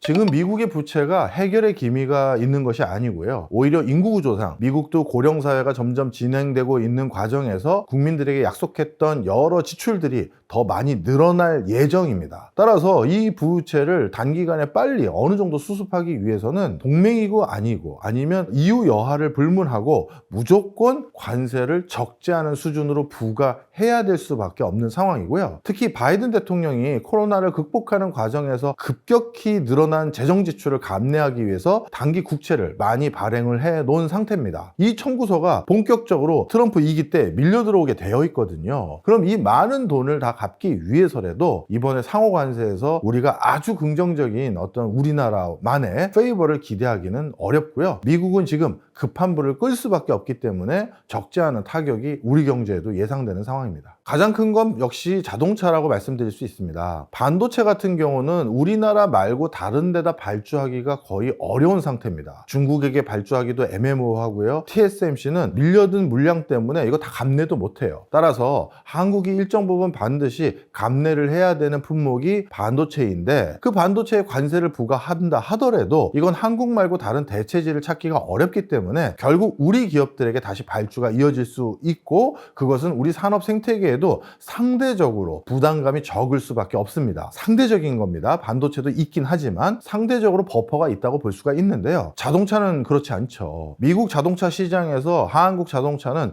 일본 자동차, 미국 내 자동차, 독일 자동차, 심지어 언제인지는 모르겠습니다만 곧이어 중국 자동차와도 결호화될지도 모르는 상황입니다. 따라서 그 과정에서 한국 자동차의 관세가 적지 않은 수준으로 부과됐다고 했었을 때 다른 나라에 비해서 이게 가격을 높이는 요인으로 작용했다라는 게 소비자들의 인식이라고 한다면 차라리 한국산 말고 다른 어느 나라 걸 사야지, 아니면 나는 차라리 이렇게 다 자동차 값이 비싸졌다고 하면 브랜드가 좋은 독일차를 사겠어 라고 하면서 소비 패턴이 바뀔 수도 있는 겁니다. 따라서 그런 과정에서 저는 자동차 산업에 대한 걱정이 하나 있고요. 그리고 또 한 가지 측면이 있습니다. 자동차와 그 다음에 반도체는요, 취업 유발 개수와 그 부가가치가 전후방 산업으로 퍼져가는 경로가 전혀 다릅니다. 반도체 같은 경우는 뭔가 그게 수출로 이어졌었을 때 그 부가가치 대부분이 반도체 산업 내부에 머물러 있는 게 통상적입니다. 근데 자동차는요, 진짜 종합기계 산업이라고 할 정도로 저기 타이어 만드는 고무부터 그리고 전기 전자적인 반도체 분야까지 자동차와 결부되지 않는 게 없습니다. 그러다 보니 자동차는 전방위적인 산업의 파급 효과가 굉장히 큰 산업인데, 그런 자동차가 위축된다고 하면 우리 산업의 데미지가 상당히 커요. 그리고 반도체 반도체는 고용자 수가 매출 대비 적고요. 자동차는 매출 대비 고용자 수가 많습니다. 따라서 자동차에서 타격이 있으면 이건 일자리 감소로 직접적으로 이어질 수가 있거든요. 따라서 우리나라 입장에서는 산업 등들 중에 덜 중요하고 더 중요한 게 어디 있겠습니까? 많은 그럼에도 불구하고 나라 입장에서는 자동차 산업이 관세 후폭풍을 맞게 될지에 대해서 더 초미의 관심을 갖게 되고 있죠. 사실 협상의 여러 방법들이 있는데요. 그 중에서 예측 불확실하게 하는 것도 유용한 전략일 수도 있습니다. 사실 트럼프가 그동안 상대했던 수많은 국가 수반들 중에서 트럼프가 그래도 우호적이고 호의적인 태도를 일관되게 유지해왔던 많은 국가 수반들의 공통점을 보면 강한 리더십 스타일들이 많습니다. 푸틴이라든가 김정은이라든가 그리고 트리키예 대통령 등이 바로 여기에 해당될 수 있는데요. 이런 사람들의 공통 분모가 강한 리더십일 뿐만 아니라 논리성에 근거하기보다는 비전과 뭔가 상대방에게 압도하는 듯한 그런 이미지를 심어주는 걸 선호하는데요. 이런 사람들을 상대할 때는 트럼프가 오히려 유한 태도를 취했고요. 반대 대척점에 해당되는 사람들, 합리성을 가지고 이것도 너에게 손해 아니냐라고 역으로 제안했던 사람들에게는 오히려 더 고압적인 태도를 취했던 바가 있습니다. 따라서 때로는 감정적이고 때로는 예측 불가한 것이 오히려 상대방을 설득하는데 더 우위를 점할 때도 있습니다. 트럼프도 그럴 수 있는 면도 있다는 것도 우리가 잊으면 안 될 것 같습니다.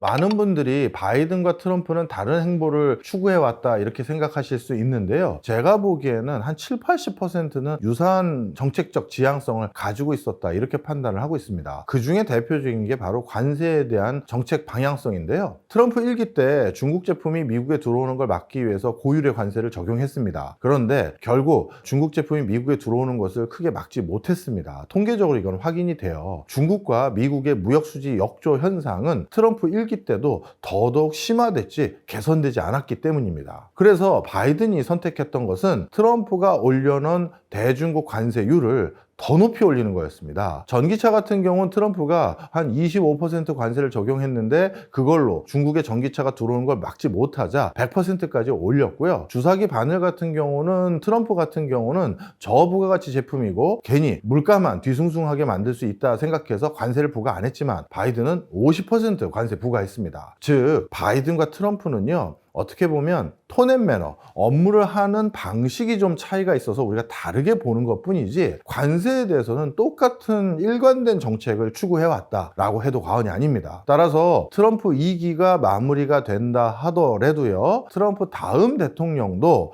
역시 중국을 봉쇄하는데 굉장히 유용한 수단을 관세로 사용할 가능성은 충분해 보입니다. 이 관세와 관련된 향후의 이슈는 단순히 트럼프 2기에 국한되는 것이 아니라 그 뒤에 어떤 대통령이 나올지는 모르겠습니다만 상당히 반복적으로 이슈화될 가능성이 높다 이렇게 말씀드립니다.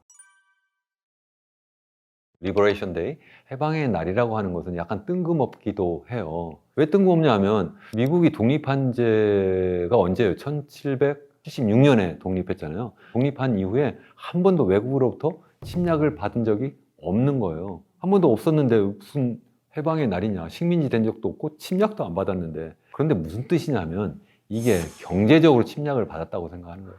무역을 하면서 미국은 전 세계한테 안방을 다 내줬는데 외국은 보니까 미국을 철저히 이용해 먹었다. 미국 상품을 사 먹지 않는다. 미국 자동차를 사지 않는다. 그러니까 이건 정말 너희들이 우리를 침략한 거 아니냐. 그래서 오늘 너희들 다 물리치겠다. 그러니까 우리가 해방하는 날이다. 이렇게 이야기를 하는 거고, 그래서 관세를 이제 발표를 하는 거예요. 그래서 관세를 때리겠다. 특히 이게 모든 나라에 대해서 똑같이 때리지 않고 이제 상호 관세라고 해서 미국에 대해서 아주 더티한 행동을 했다. 그러니까 미국의 입장에서, 트럼프 입장에서 그게 바로 뭐냐면 주로 무역 흑자를 많이 낸 나라들, 더티 15 해가지고 뭐 15개 나라는 특히 더 손을 봐주겠다. 뭐 이렇게 지금 하고 있는데, 그럼 그렇게 해서 뭘 하겠다는 거냐? 지난해 이제 선거 공약으로 내세웠던 것이 바로 마가잖아요. 마가. Make America Great Again. 그것도 좀 약간 뜬금이 없어요. 미국이 전 세계에서 지금 경제 규모로도 GDP 규모로 볼 때 전 세계에서 한 5% 정도 차지해요. 한 4분의 1이 미국 경제인 거예요. 중국이 막 따라잡는다고 해도 지금 한 18%밖에 안 되고요. 그 2020년 코로나 이후에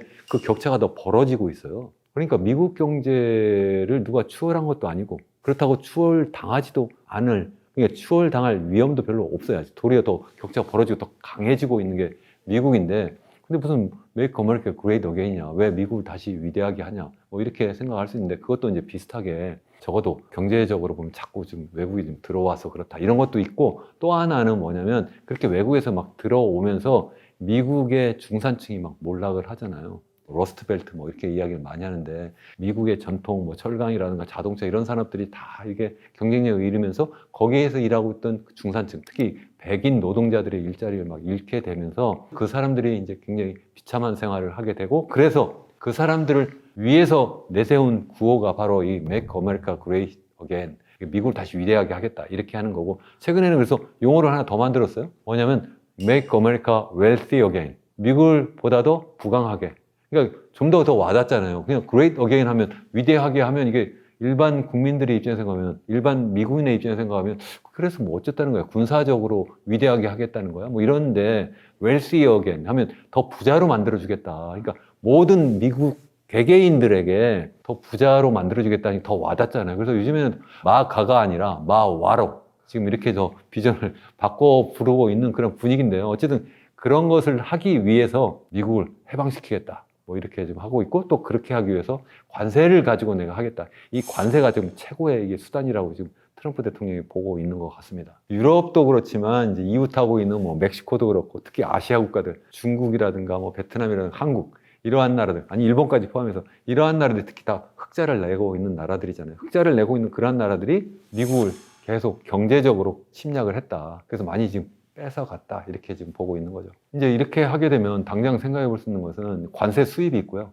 관세 수입도 굉장히 중요한 부분이에요. 미국이 한때는 전혀 국민들한테 세금을 거두지 않고, 소득세라든가 법인세 거두지 않고 오직 관세 수입만 가지고 정부를 운영한 적도 있었잖아요. 근데 이제는 국민들한테 세금을 걷어서 했는데 관세율을 낮추게 된 거죠. 그러니까 다시 국민들에게는 세금을 낮춰주고, 그리고 외국인들한테 너희들 미국에 들어와서 상품 팔리면 세금 내라, 그게 바로 관세잖아요. 그 관세를 많이 걷어가지고, 그래서 그거 가지고 여러 가지 정부 지출을 하겠다. 그러니까 그것도 굉장히 중요한 이유고요.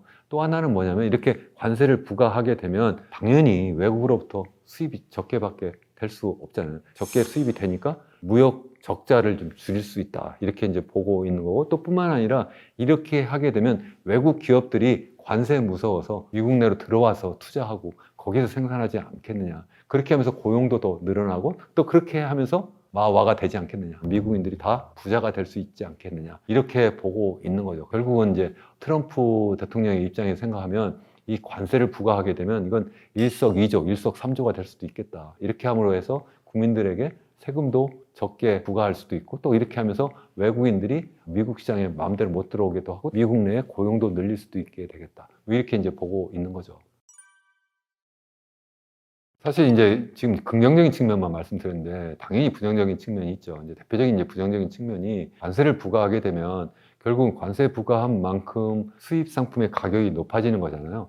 정확하게 얘기하면 이 관세 부과한 만큼 높아지지는 않아요. 왜 그러냐면, 수출하는 기업의 입장에 생각하면 괜히 그 관세 부과한 만큼 가격을 높여버리면 상품 경쟁력이, 가격 경쟁력이 약화될 수밖에 없기 때문에 알아서 가격을 낮추는 측면이 있어요. 특히 이제 미국처럼 이렇게 정말 엄청난 시장을 갖고 있는 그런 나라는 포기할 수가 없기 때문에, 그래서 이제 미국에 수출하는 그런 기업들의 입장에서 생각하면 자기들 그 수출 상품의 가격을 낮추기 때문에 관세를 부과해서 미국 정부가 관세 수입을 얻어가도 가격을 많이 못 높일 거다, 이렇게 지금 보고 있는 거예요. 특히 그래서 트럼프 대통령은 너희들 그렇게 해가지고 내 관세를 부과한다고 해서 가격만 높여봐, 내가 가만 안 둘 거야, 또 이렇게 또 협박을 하고 있는 측면도 있고요. 또 실제 많이 안 높아질 가능성도 있어요. 왜 그러냐면, 출국의 입장에서 생각하면 기업도 있고 이제 정부도 있고, 이제 두 가지 측면에서 다 생각을 해야 되잖아요. 그럼 기업은 기업대로 가격을 많이 못 높일 수도 있고, 정부는 정부대로 환율을, 자국 통화 가치를 떨어뜨리려고 할 거 아닙니까?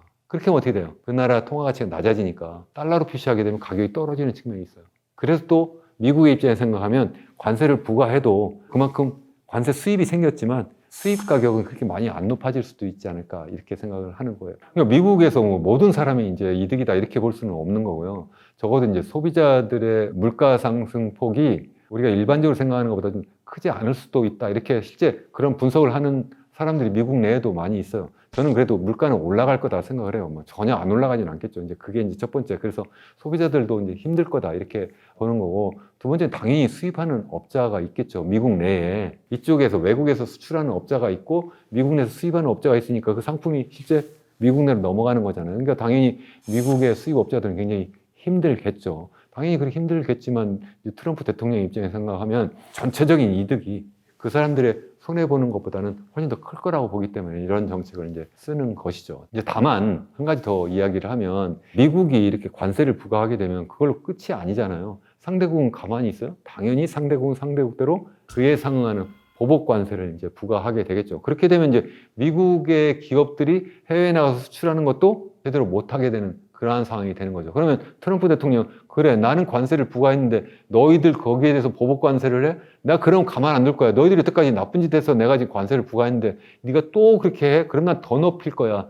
이렇게 지금 하고 있는 거예요. 그래서 뭐 일부에서는 이게 미치광이 전략이다. 뭐 이렇게도 이야기를 하는데, 어쨌든 막가파 전략을 막 써버리면 저쪽에서는 그래 나도 막가파식으로 갈 거야. 이렇게 하는 방법이 하나 있고, 그게 아니라 그걸 살살 달래가지고 야, 그러지 말고 알았어, 우리는 부과 조금만 해라. 그 대신 우리는 보복관세 안 할게. 이렇게 할 수도 있는데, 제가 볼 때는 보복관세를 전혀 안 하지는 못할 거다. 왜냐하면 거기도 정치잖아요. 그 국내에 있는 국민들이 이미 지금 여러 가지 반미 운동이 그런 감정이 많이 일어나고 있어요. 캐나다도 그렇고 유럽 내에서도. 그래서 미국 상품 사지 말자, 미국 상품 보이콧하자, 이런 움직임까지 있는데, 지금 뭐 트럼프 대통령이 캐나다 상품, 프랑스 상품, 독일 상품, 영국 상품, 이런 상품을 막 지금 관세를 때리면서 사지 않겠다고 하고 있는데, 그쪽에서는 미국 상품 막 사려고 하겠습니까? 그렇게 못할 거잖아요. 그래서 미국 기업도 힘들고, 그러니까 전체적으로 미국 경제도 힘들 거다. 그래서 요즘 나오는 이야기가 스태그플레이션 상황으로 가지 않을까. 다시 말씀드리면 스태그플레이션이라는 것이 스태그네이션 플러스 인플레이션, 경기 침체잖아요. 또 물가는 물가대로 상승하는, 그러니까 결국은 일반 미국인들도 힘든 상황으로 갈 수밖에 없는 거죠. 그러니까 트럼프 대통령은 너희들을 위해서 이건 내가 하는 거야 이렇게 했는데 결과적으로는 좋지 않다. 그래서 사실은 미국민들한테 이걸 물어보면 과반수 이상이 반대예요. 반대하는데도 불구하고 지금 하고 있는데, 좀만 참아라. 내가 결국은 모든 미국인들에게 좋은 결과를 가져올 거다. 이렇게 현재 이야기를 하고 있는 거죠. 이미 무역전쟁으로 지금 돌입하고 있고, 이거는 1929년 세계 대공황이 막 시작되었잖아요. 그 당시 상황과 너무 비슷하게 현재 진행되고 있는 것이 아니냐 이렇게 생각을 해요. 지난해 9월에 IMF 연차 총회가 있었는데, 거기에서 IMF 전 총재, 현재는 ECB 유럽중앙은행 총재인 라가르드 총재가 연설할 때 1920년대 상황과 현재 2020년대 딱 100년 전 상황과 현재 상황이 너무 비슷하다. 무슨 상황이 비슷하냐? 첫 번째는 그 당시에 그 기술혁명이 엄청나게 빨리 진행되다가 그래서 너무 지나치게 과잉 투자가 되고 그러다 버블이 생겨가지고 터졌는데, 그때와 너무 비슷하다. 그 당시가 2차 산업혁명이 엄청나게 불같이 일어나던 때예요. 그 당시에 그래서 뭐 가전산업이라든가 철도라든가 자동차라든가 대량 생산 방식이라든가 뭐 이런 것이 막 등장하면서, 그 당시에 그러한 기업들이 바로 첨단 기업이에요. 그쪽으로 돈이 엄청나게 투자가 몰렸고, 그러다가 너무 지나치게 투자금이 몰렸는데, 또 그러면서 생산은 엄청나게 많이 되었는데 나중에 보니까 과잉 생산이 된 거예요. 그래서 재고가 많이 쌓이고 수익은 안 나고, 그러다 보니까 사람들이 놀라가지고 1929년 이제 10월에 주식 가격이 이제 폭락하기 시작을 한 거죠. 그렇게 되었는데, 그게 이제 그 정도로 끝나는 것이 아니라, 그러니까 미국에서 이제 시작이 된 건데, 미국 경제가 막 나빠지게 되니까 그 당시에 1930년 6월에 스무트 홀리 관세법이라고 하는 거를 그 당시 후보 대통령이 이제 정식으로 서명하고 그래서 발효를 시켜요. 이게 무슨 얘기냐면, 사실은 그 스무트 홀리 관세법이 1929년 초에 1929년 6월인가에 미국 하원과 상원을 다 통과를 했어요. 그래서 이제 대통령 서명만 남았는데 계속 그걸 미루고 있다고. 왜냐면 이걸 관세를 부과를 하게 되면 그러면 또 보복 관세도 있고, 그러니까 이게 양쪽에 다 상황이 나빠질 수도 있겠다. 이런 이야기가 사실 이미 내부적으로 있었고, 당시에 미국 경제학자들 한 1000여 명이 연설을 해가지고 서명을 해가지고 이거 절대로 하면 안 된다 이렇게 했음에도 불구하고 미국 경제 상황이 막 나빠지니까 후보 대통령이, 그 당시에 공화당 대통령이에요. 그 당시에도 상원, 하원, 양원을 미국의 공화당이 다 장악하고 있을 때예요. 똑같아요, 지금하고. 그 당시에 후보 대통령이 지금의 트럼프 대통령이고, 그 당시에 상하원, 양원을 다 공화당이 장악하고 있었는데 지금도 마찬가지로 공화당이 장악하고 있는 상태죠. 그래서 지금도 다시 생각을 해보면 그 당시에 그런 기술혁명이 지금은 디지털 혁명이라고 하는 이름으로 지금 막 전개되고 있잖아요. 지금 생각을 해보면 미국의 주식시장이 엄청나게 호황을 누렸는데 지난해 생각만 해도 거의 나스닥도 그렇고 S&P 500도 그렇고 거의 20% 이상 거의 30% 이렇게 올랐어요. 그전에도 계속 좀 몇 년 동안 계속 이렇게 올랐는데 특히 매그니피선 7, M7이라고 하는 그러한 기업들 주로 뭐 엔비디아라든가 뭐 아니면 마이크로소프트라든가 아니면 뭐 구글이라든가 뭐 이런 기업들이 다 많이 올랐잖아요. 그렇게 오른 이유가 바로 그쪽으로 투자금이 몰렸기 때문에 그런 거죠. 사람들이 엄청나게 거기에 이제 막 환호를 한 거죠. 그러면서 최근에 이제 AI까지 엄청나게 막 몰려들면서 그쪽 투자금이 몰렸는데 최근에 가지고 이거 좀 걱정스럽네 이런 분위기가 지금 전개되고 있잖아요. 특히 뭐 엔비디아가 지금 AI 반도체를 막 만들면서 막 떴는데 최근에 뭐 딥시크라고 하는 그러한 중국 기업이 이거 뭐 보니까 아주 저사양 그런 반도체 가지고도 뭐챗 GPT와 같은 그 정도의 성능의 인공지능도 막 만들어내고 그러니까 이거 굳이 이렇게 돈이 많이 들어갈 필요가 있어? 뭐 이런 걱정도 막 하면서 실제 주식 가격이 막 빠지고 있잖아요. 그래서 최고치에 비해서 지금 한 20% 정도 이렇게 이제 빠진 상태인데 이게 더 많이 빠질 수도 있다는 거예요. 이렇게 막 확 빠지면 그게 예전 상황과 비슷하게 될 수도 있다는 거고 또 한 가지가 그 당시 후보 대통령이 스무트 홀리 관세법으로 관세 전쟁을 시작했는데 지금 트럼프 대통령이 똑같은 방식으로 관세 전쟁을 벌리는 거예요. 그때는 아예 상원 하원을 통과시켜가지고 했지만 지금은 아직 급하다 보니까 아예 대통령 서명 하나 가지고 행정명령 하나 가지고 지금 관세 전쟁을 벌리고 있는 거예요. 정말 어쩌면 지금 트럼프 1기에 비해서 2기는 더 정말 분명한 목표를 가지고 더 과감하게 더 신속하게 지금 관세 전쟁을 현재 벌리고 있다. 저는 그렇게 생각을 하고 있습니다. 그래서 그 라가르드 총재가 제2의 대공황이 올 수도 있다. 그렇게 이야기를 했고 제가 제 책에서도 그렇고 제 유튜브 채널에서도 계속 말씀을 드리는 것이 바로 그런 거예요. 그런 상황을 우리가 적어도 염두에 두어야 된다는 거예요. 그쪽으로 똑같이 가지 않아야 되겠죠. 근데 글로 갈 수 있겠다. 여러 가지 상황이 너무 비슷하니까 그런 상황을 우리가 미리 염두에 두고 대비를 해야 된다. 정부 차원에서도 대비해야 되고 기업 차원에서 대비해야 되고 또 개인은 개인대로 그러한 상황을 잘 대비를 해야 되겠다. 실제 여러 가지 지표가 있어요. 그것 말고도 제가 뭐 여러 가지 뭐 경제 지표를 가지고도 보면 뭐 장단기 금리차가 역전되었다. 최근에 해소된 것도 비슷하고 M7 주가 쪽으로 막 전체 시가총액 대비 너무 막 몰리는 것도 너무 비슷하고 뭐 여러 가지 뭐 그런 비슷한 상황이 지금 굉장히 많이 전개되고 있는 상황입니다. 뭐 그 당시 상황을 한번 다시 비춰보면 당시 스무트 홀리 관세법으로 인해서 미국이 먼저 관세를 부과하기 시작했고 그러니까 캐나다부터 뭐 아니면 영국이나 프랑스, 독일 모두 다 이제 보복 관세를 부과하고 그러니까 미국조차도 같이 다 폭삭 망한 거예요. 미국마저도 당시에 실업률이 한 25%까지 막 올라갔고 그리고 뭐 산업 생산은 30% 이상 감소했고요. 유럽도 다 마찬가지로 이렇게 상황이 나빠졌으니까 모든 나라가 다 패자가 되는 거예요. 그러니까 무역은 모든 나라가 좋아하는 윈윈 정책인데 이러한 관세 전쟁은 모두가 다 패자가 되는 그러한 정책이 되는 것이고 특히 우리나라는 더욱 심각한 패자가 되는 정책이 될 수밖에 없다. 물론 우리가 직접 원해서 하는 전쟁도 아니고 도리어 어쩌면 미국이 혼자 이렇게 벌린 전쟁인데 전 세계가 다 같이 전쟁에 휘말리게 되고 우리나라는 거기서 크게 당할 수밖에 없다. 왜 그러냐면 미국이 전 세계에서 제일 큰 거함이에요. 전 세계 제가 배와 많이 비교를 하는데 전 세계 바다에 떠 있는 배가 한 200척 정도가 있어요. 200개 나라 정도가 있다는 거죠. 그게 제일 큰 배가 미국이에요. 미국이라는 배는 무려 전 세계 배의 25% 정도 차지해요. 엔진 사이즈라고 생각합시다. 그렇게 크다. 그럼 중국이 그다음 큰 배인데 18% 정도 차지해요. 그럼 우리나라는 어느 정도 되느냐? 우리나라 경제 규모가 크다고 이야기를 해도 1.7%밖에 안 돼요. 엄청 작은 거죠. 그러니까 미국이 무슨 일을 딱 벌리면 그러면 이 전 세계 배가 떠 있는 이 바다가 막 그냥 완전히 소용돌이 칠 수도 있고 그것뿐만 아니라 이게 거기에서 막 폭탄을 막 던져요. 거기에다가 막 미국하고 중국하고 이렇게 막 두 제일 큰 배가 그냥 막 맞붙어서 싸워요. 그러면 어떻게 되겠어요? 주변에 조그만 배들은 침몰할 수도 있는 상황으로 막 가게 되는 거죠. 특히 우리나라가 그렇다는 거예요. 침몰하지 말고 빨리 저를 도망가지. 도망가지 못하는 게 우리나라는 무역을 해야지만 먹고 사는 나라라는 거예요. 무역하지 않고 어떻게 우리가 먹고 살 수가 있어요. 그런데 지금 보니까 전 세계가 이제 서로 뭐 교역하는 배끼리 서로 200척의 배가 서로 교역하는 것이 아니라 서로 막 싸우게 되는 상황이 돼버리니까 그야말로 전 세계 많은 배가 이제 침몰할 수밖에 없고 실제 그 중에 우리나라가 하나가 될 수 있다는 거예요. 그러니까 굉장히 위험스러운 상황이고 그래서 우리나라가 절대 위기 상황이다.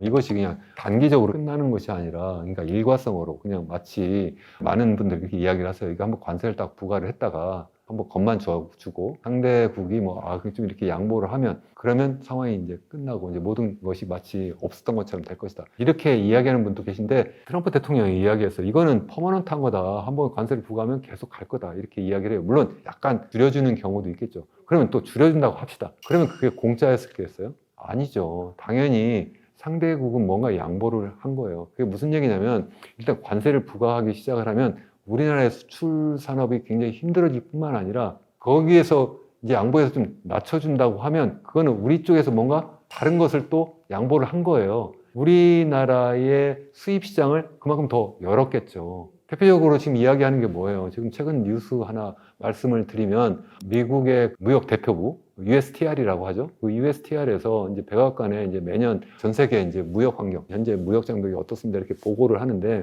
이번에 굉장히 구체적으로 그러한 보고서를 만들었는데 그중에 한국과 관련해서 뭐 이런 것도 있어요. 한국이 굉장히 우리나라가 특히 미국의 입장에서 생각하면 Dirty 15에 들어간다 이렇게 말씀을 드렸어요. 왜냐하면 전 세계적으로 볼 때 200개 나라 중에 미국의 입장에서 생각하면 우리나라가 8번째로 무역 흑자를 많이 보는 나라예요. 그만큼 미국의 입장에서 트럼프의 입장에서 생각하면 미국 경제를 침탈했다 이렇게 보는 거예요. 그러니까 미국의 입장에서 보면 한국도 손을 봐야 되겠다 이렇게 이제 생각을 하는 건데 그래서 그 속에 여러 가지 그럼 뭐가 문제냐 그래서 한국은 보니까 그래 한미 FTA 하니까 관세율 정도로 보면 거의 0% 수준에 거의 세금이 없어요. 관세는 없는데 그게 문제가 아니라 우리나라만에 있는 부가가치세 이거 가지고도 최근에 문제를 삼았어요. 미국은 부가가치세가 없는데 왜 너희 부가가치세가 있냐. 이거는 사실은 내정 간섭이기도 해요. 수입 상품뿐만 아니라 국내에서 생산된 상품에 대해서 똑같은 세금을 부과하는 것이니까 이건 사실은 말도 안 되는 건데 어쨌든 그것부터 시작해서 그것 말고 비관세 장벽을 또 여러 가지 이야기를 하고 있는데 대표적인 것 하나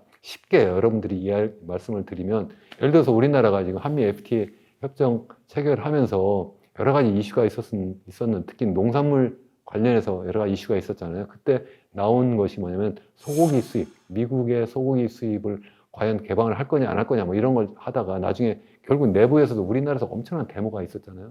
그렇게 데모가 있었는데 결국은 30개월 미만의 어린 소는 우리가 수입을 하겠다 이렇게 한 거죠. 그렇게 했는데 미국의 입장에서 생각해보면 아니 왜 30개월짜리만 하냐. 자기네는 그보다 더 큰 소도 다 잡아먹고 다 하는데 아무 문제가 없는데 왜 한국만 30개월 미만만 하냐. 이거 불공정하다는 거죠. 그렇게 지금 주장을 하고 있는 거예요. 그러니까 다시 말씀드리면 수출이 많이 안 될 수밖에 없는 상황에다가 또 수입은 수입대로 많이 되니까 우리나라가 예전처럼 무역 흑자, 경상수지 흑자를 막 내가지고 그거 가지고 우리나라가 경제 성장하는 그런 시대는 이제 굉장히 끝나가는 것이 아니냐 이제 그렇게 말씀을 드릴 수밖에 없는 거죠. 그 전략을 이제 어떻게 취해야 되느냐 이게 정말 너무 중요해요. 지금 미국은 트럼프 대통령은 1기에 비해서 2기는 정말 준비를 잘 한 것 같아요. 제가 볼 때는 사실 4년 동안 사실은 쉬었잖아요. 자기가 이제 불법 선거에서 이길 그러한 선거에서 졌다 이렇게까지 하면서 와신 상담을 하면서 내가 대통령 되면 뭐 할 거야 이런 계획을 굉장히 잘 세웠어요. 본인도 잘 세웠고 그 사람을 지지하는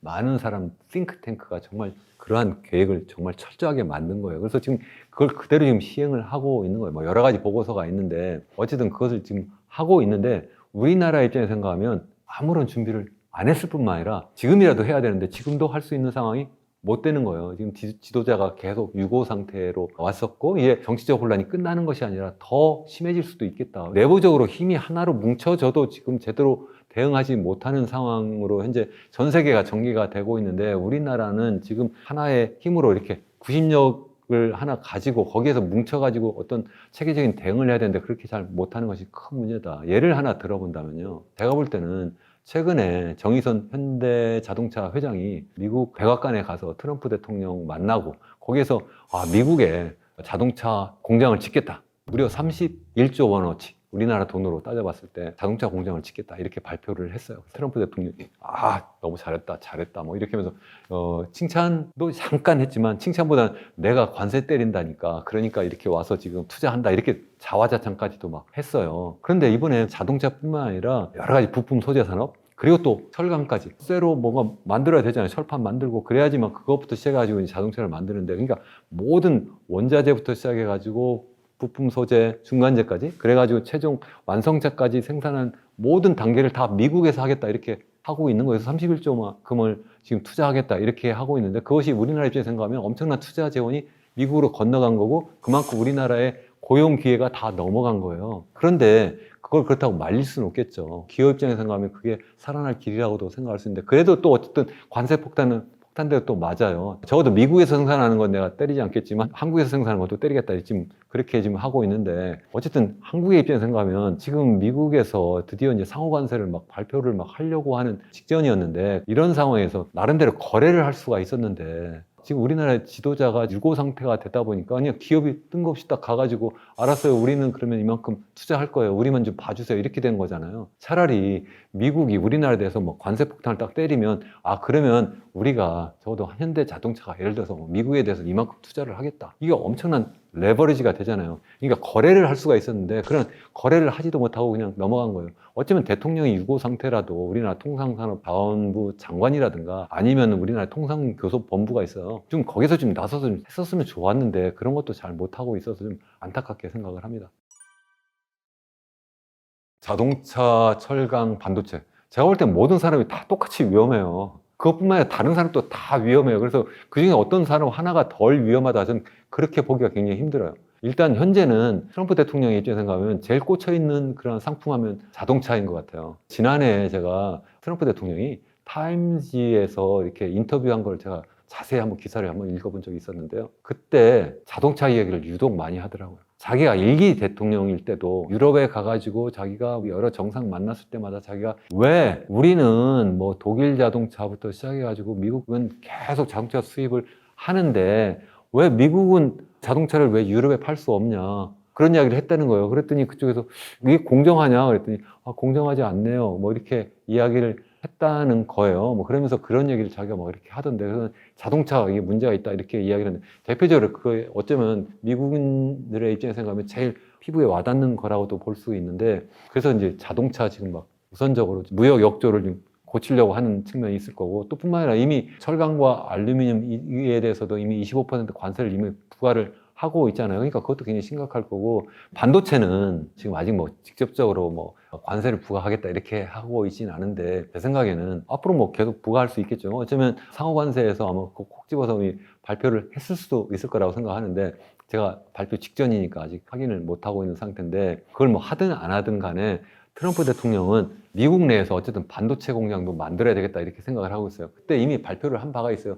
관세를 많이 부과하면 알아서 들어올 거다. 전 바이든 대통령은 그렇게 하지 않았잖아요. 뭐 칩스 액트 해가지고 사이언스 앤 칩스 액트 정확하게 이야기하면 그래서 과학 및 반도체법 해가지고 주로 보조금 주는 정책을 썼어요. 보조금 줄 테니 떡을 줄 테니 들어와서 생산해라 이렇게 했는데 이제는 트럼프 대통령 내가 왜 떡을 줘야 되냐 매를 주겠다 매를 때리겠다 내 관세를 부과할 거야 만약 관세를 막기 싫으면 들어와서 생산하라 이런 정책을 쓰고 있거든요. 그러니까 우리나라 입장에서 생각하면 예를 들어서 삼성전자라든가 아니면 하이닉스라든가 이런 데 더 그쪽에 미국으로 들어갈 수밖에 없고 뿐만 아니라 바이든 때도 그랬고 지금도 그렇고 미국의 입장에서 생각하면 중국을 견제를 해야 되잖아요. 중국으로 우리나라가 반도체 수출을 많이 하는데 그것도 저사양 반도체까지도 자꾸 수출을 못하도록 자꾸 막지 않을까. 그러니까 우리나라 입장에서 생각하면 미국에 대한 수출도 그렇고 중국에 대한 수출도 그렇고 전반적으로 다 어려울 거다. 그러니까 다시 말씀드리면 자동차, 철강, 뭐 반도체 모든 분야가 다 이게 우리나라 입장에서 생각하면 다 1, 2, 3위 수출 품목인데 다 앞으로 어려울 것이다. 다른 품목도 마찬가지고 그래서 정말 힘들다. 정말 그렇게 생각을 합니다.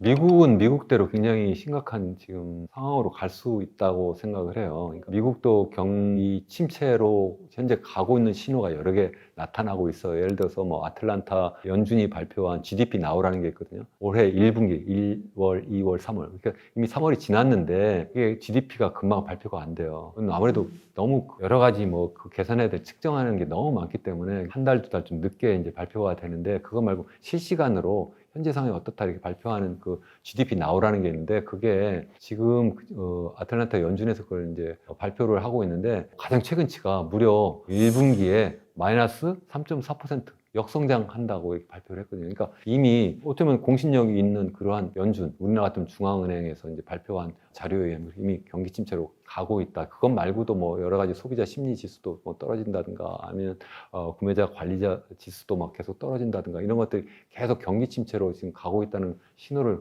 보이고 있어요. 그건 뭐 단기적으로 이제 경기 침체로 갈 수 있다는 건데 이제 이게 무역 전쟁을 본격적으로 벌리게 되면 세계 대공황과 같은 그런 상황이라서 미국도 굉장히 힘들어질 수도 있다.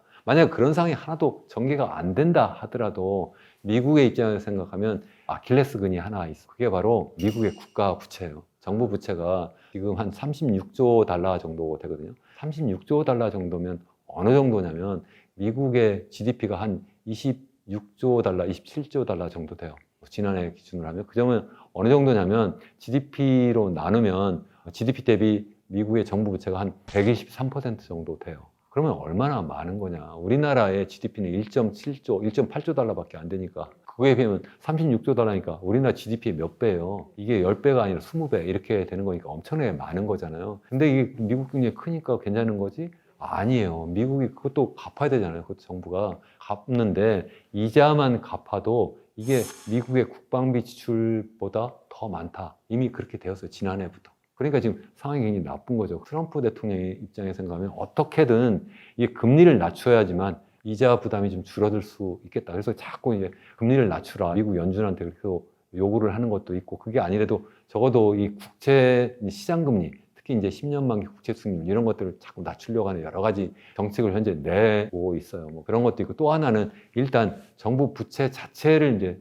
줄이기 위해서는 매년 보이는 그 적자, 그러니까 재정 적자가 계속 쌓이면 그 부채가 계속 커지는 거잖아요. 그래서 지난해만 해도 재정 적자가 1.8조 달러 정도 됐어요. 그러니까 그게 계속 쌓이면서 이게 계속 부채가 지금 커지고 있는 건데 그걸 줄이겠다는 거예요. 그래서 뭐 낮추라고 해가지고 지금 뭐 미국의 연방정부 공무원 수도 줄이겠다고도 하고 있고 일론 머스크가 현재 수장이라고 지금 하잖아요. 그래서 뭐 총대를 맸다 뭐 이렇게 얘기하는데 그렇게 해서도 줄일 뿐만 아니라 그게 아니라도 제가 앞서 이야기한 것처럼 관세 수입을 많이 거두게 되면 그게 또 이러한 정부 부채, 그러니까 연방정부 재정 적자를 좀 줄일 수 있지 않겠느냐 이렇게 보고 있어요. 실제 지금 스테픈 미란이라고 하는 경제자문위원회 의장이 지난해 발표한 그 연구 보고서에 따르면 아니면 최근에도 그런 비슷한 얘기가 나온 것을 제가 언론 보도상으로 봤는데 계속 관세를 뭐 한 25% 정도 이렇게 때리면 그러면 10년 동안 6조 달러 내지 7조 달러 정도의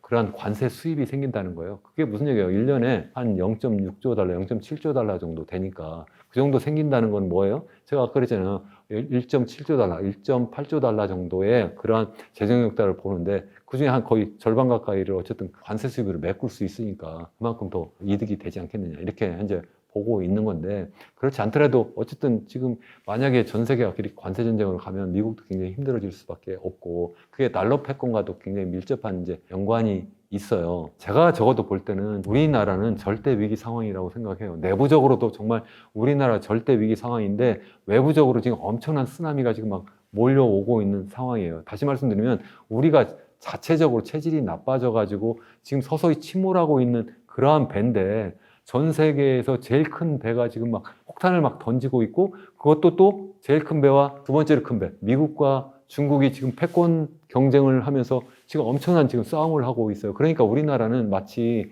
고래 싸움에 새우등 터지는 그런 상황이 될 수도 있는 거예요. 그래서 이게 지금 바로 전형적인 내우 외환의 상황인 거예요. 그래서 우리나라가 가뜩이나 지금 침몰하고 있는데 정말 더욱 빠르게 침몰할 수도 있지 않을까. 그래서 여러분들 기왕이면 이러한 상황을 이번 기회에 좀 저와 같이 좀 공감하고 그래서 정치권 그리고 또 우리나라의 정부 그리고 우리나라의 전문가라는 분들 우리나라 언론이 정말 깨닫고 우리 같이 이러한 위기를 극복할 수 있는 그런 방안을 좀 찾아보면 좋겠고 또 기왕이면 여기 이러한 머니인사이드를 보시는 분들이 기왕이면 개인적으로 잘 대비를 좀 하시면 좋겠습니다. 오늘 시간이 없어서 어떻게 대비해야 될지는 말씀을 못 드렸는데 제가 약속하겠습니다. 다음번에 와서 여러분들께 어떻게 하면 그러면 우리가 대응해 나갈 수 있겠는지 정부 차원에서 그리고 또 기업 차원에서 그리고 또 개인 차원에서도 어떻게 하면 좋겠는지도 말씀 한번 드리도록 하겠습니다.